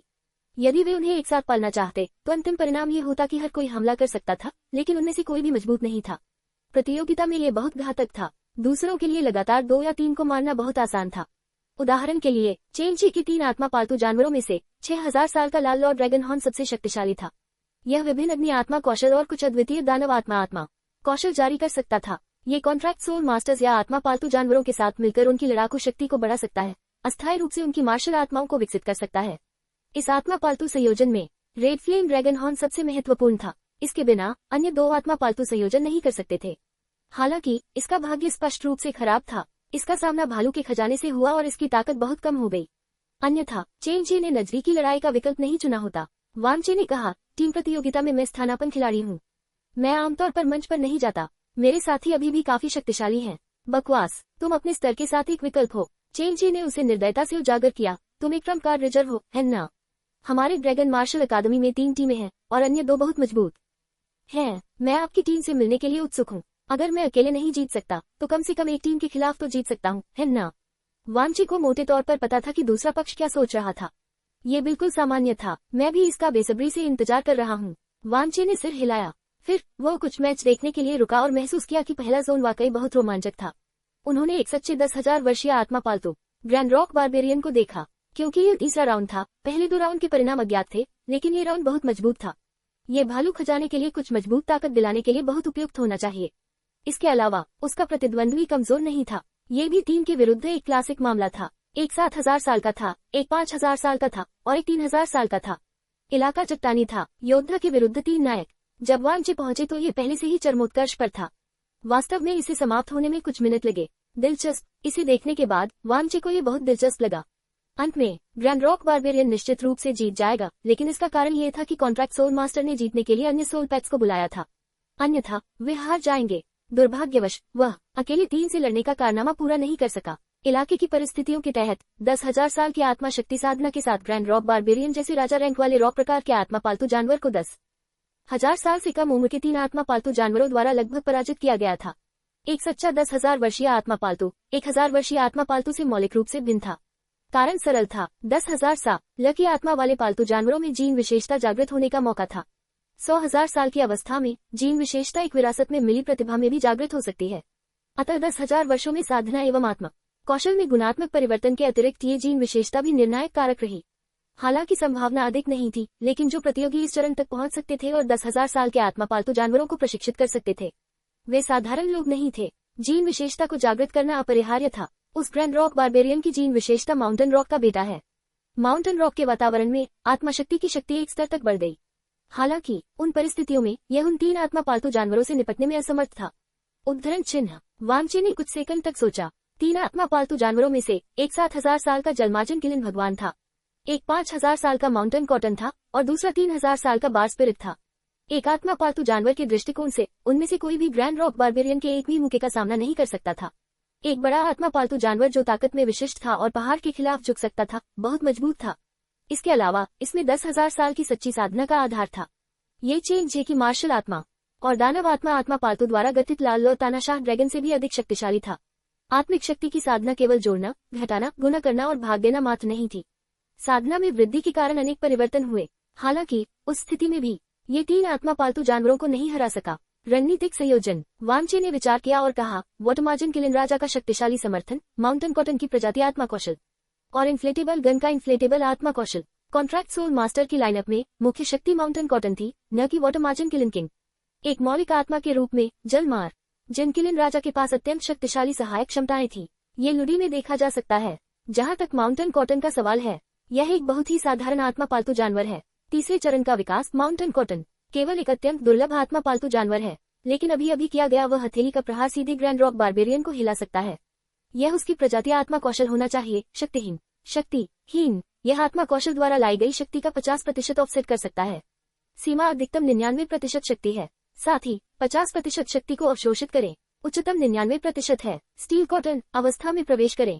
यदि अवशोषित शक्ति साधना आधार से 2 गुनी से अधिक है, तो इसे अवशोषित नहीं किया जा सकता है। माउंटेन कॉटन का विकास कॉटनी से हुआ। यह इसकी अनोखी प्रजाति आत्मा कौशल थी। जैसा कि कहावत है, कपास पर एक मुक्का। वांची को याद या कि उसके हाई स्कूल के सहपाठियों के पास यह आत्मा पालतू जानवर था। बेशक सिर्फ यह आत्मा कौशल ग्रैंड रॉक बारबेरियन का विरोध करने के लिए पर्याप्त नहीं था।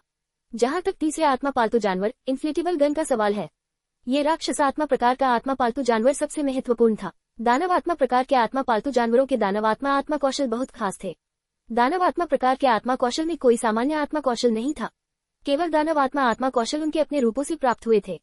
इन्फ्लेटेबल ये गैसीय आत्मा पालतू जानवर के आकार को दोगुना कर सकता है और इसके आत्मा कौशल के प्रभाव को 100% तक बढ़ा सकता है।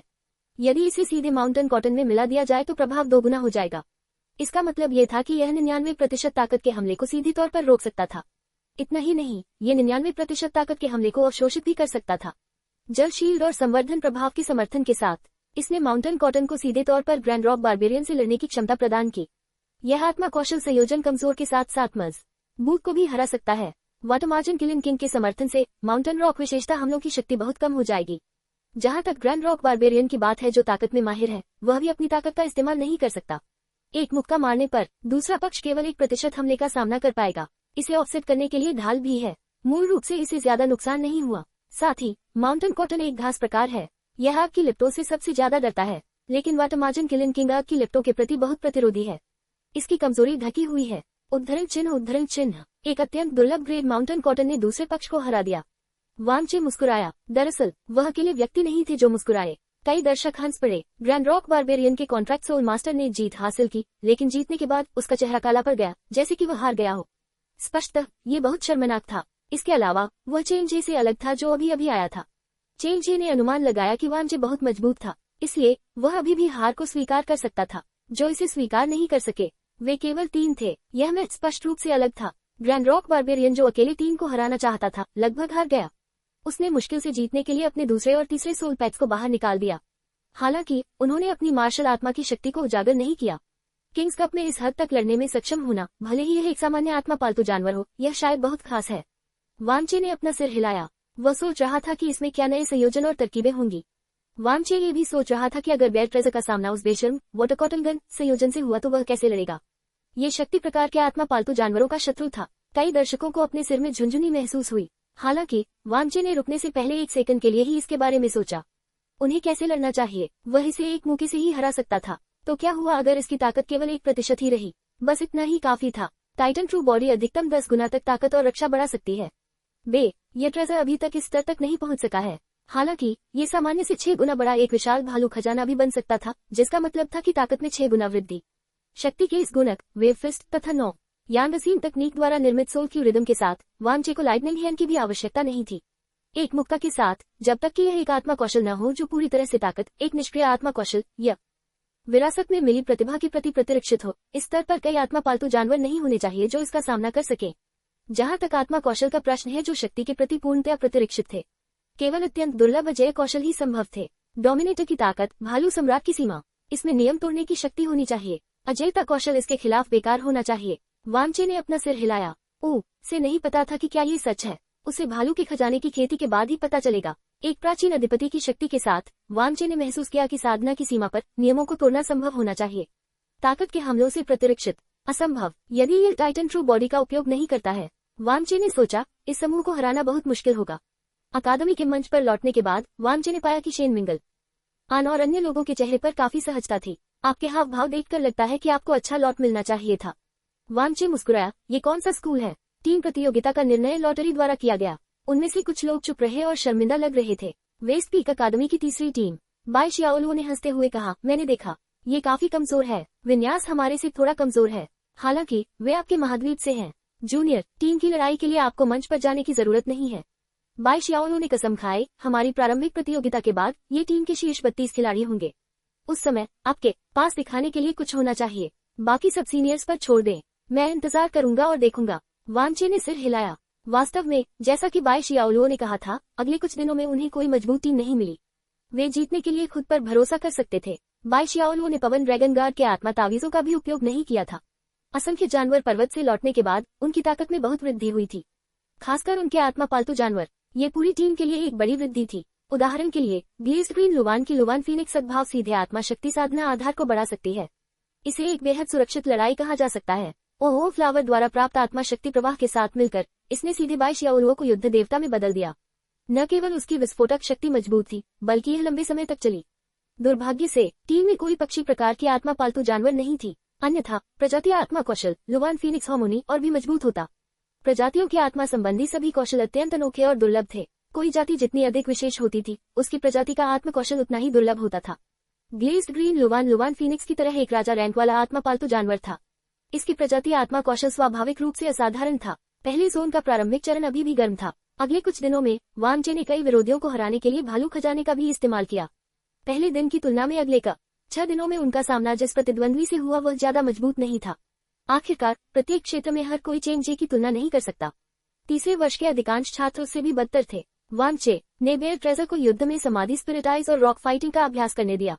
जब तक यह इन 2 चालों को अच्छी तरह से विकसित करता है, ग्रैंड मार्शल फोर्स और क्लाउड नियर 8 हैंड के साथ मिलकर किसी भी हमले से निपटा जा सकता है। फिर वेव फिस्ट के साथ वह दूसरे पक्ष को पराजित कर सकता है और विजय प्राप्त कर सकता है। लगातार 6 दिनों की जीत के बाद बेयर ट्रेजर को दर्शकों द्वारा कई खिताब दिए गए। वन पंच भालू सम्राट, वन पंच सुपर भालू और वन पंच अधिपति, ये तो बस एक लहरदार मुट्ठी है। क्या तुम इसका सामना कर सकते हो? छठे दिन, जो छठा राउंड भी था, उसके सामने आने वाले प्रतिद्वंद्वी अपनी रणनीति और लड़ाई शैली में अधिक से अधिक परिपक्व होते गए। इसके अलावा वे एक निश्चित पहलू में बेहद लक्षित थे। छठे दिन वांग ची का पहला प्रतिद्वंद्वी कोई साधारण व्यक्ति नहीं था। उसका नाम चेन शान था, जो कि काफी साधारण था। मार्शल आत्मा, रेत, स्तर 31, 14 चीत और 1 हार, 3 आत्मा पालतू जानवर। चेन शान, क्या ये वही वाटर कॉटन गन नहीं है जिसे मैंने पहले दिन देखा था? वांग ची ने एक पल के लिए सोचा और उस समय का दृश्य तुरंत उसके दिमाग में आ गया। मुझे उसके साथ जोड़ा गया है, हालांकि ये छठी दौर में है। लगातार 14 जीत का मतलब था कि उन्होंने पहले दिन एक मैच गंवाया था।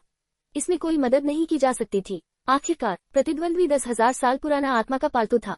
वह निश्चित रूप से अपने चौथे वर्ष में था और शीर्ष छात्रों में से एक था। जब वे मंच पर पहुंचे जहां रेफरी बैठे थे, तो वांग ची ने चारों और देखा और पाया कि आज दर्शक मंच पर अतिरिक्त संख्या में दर्शक मौजूद थे। आज का इलाका पूल इलाका है। रेफरी ने भावशून्यता से परिचय कराया। पूल का जल क्षेत्र, जैसे जैसे नीचे का भूभाग धीरे धीरे ऊपर उठता गया, पानी लहरों की तरह उछलने लगा। ये देखकर दर्शक आनंदित हो गए। पूल के भूभाग में जमीनी समर्थन नहीं था। इसका पानी में रहने वाले सोलपैक्स पर बहुत बुरा असर पड़ा। पानी ने सबका पोषण किया है। बिना किसी ताकत के इस भूभाग में अपनी ताकत का इस्तेमाल करना बहुत मुश्किल था। ये पहली बार था जब वांग ची ने इस इलाके का सामना किया था। चेन शान, कृपया मेरा मार्गदर्शन करें। प्रतिद्वंद्वी का चेहरा शांत था, मानो वह इलाके से खुश नहीं था। वांग ची, कृपया मेरा मार्गदर्शन करें। वांग ची ने सिर हिलाया। तैयार हो जाओ। रेफरी ने ऊपर भी नहीं देखा। चेन शान सीधे नीचे कूद गया। उसके शरीर पर आत्मा की अंगूठी चमक उठी और उसके पैरों के नीचे रेत के अनगिनत कण इकट्ठा हो गए, जिससे लैंडिंग पॉइंट पर रेत का एक मंच बन गया। अध्याय को जल्दी से अपडेट करने में हमारी मदद करने के लिए अधिक उपन्यास पढ़ें और पढ़ें। बहुत बहुत धन्यवाद।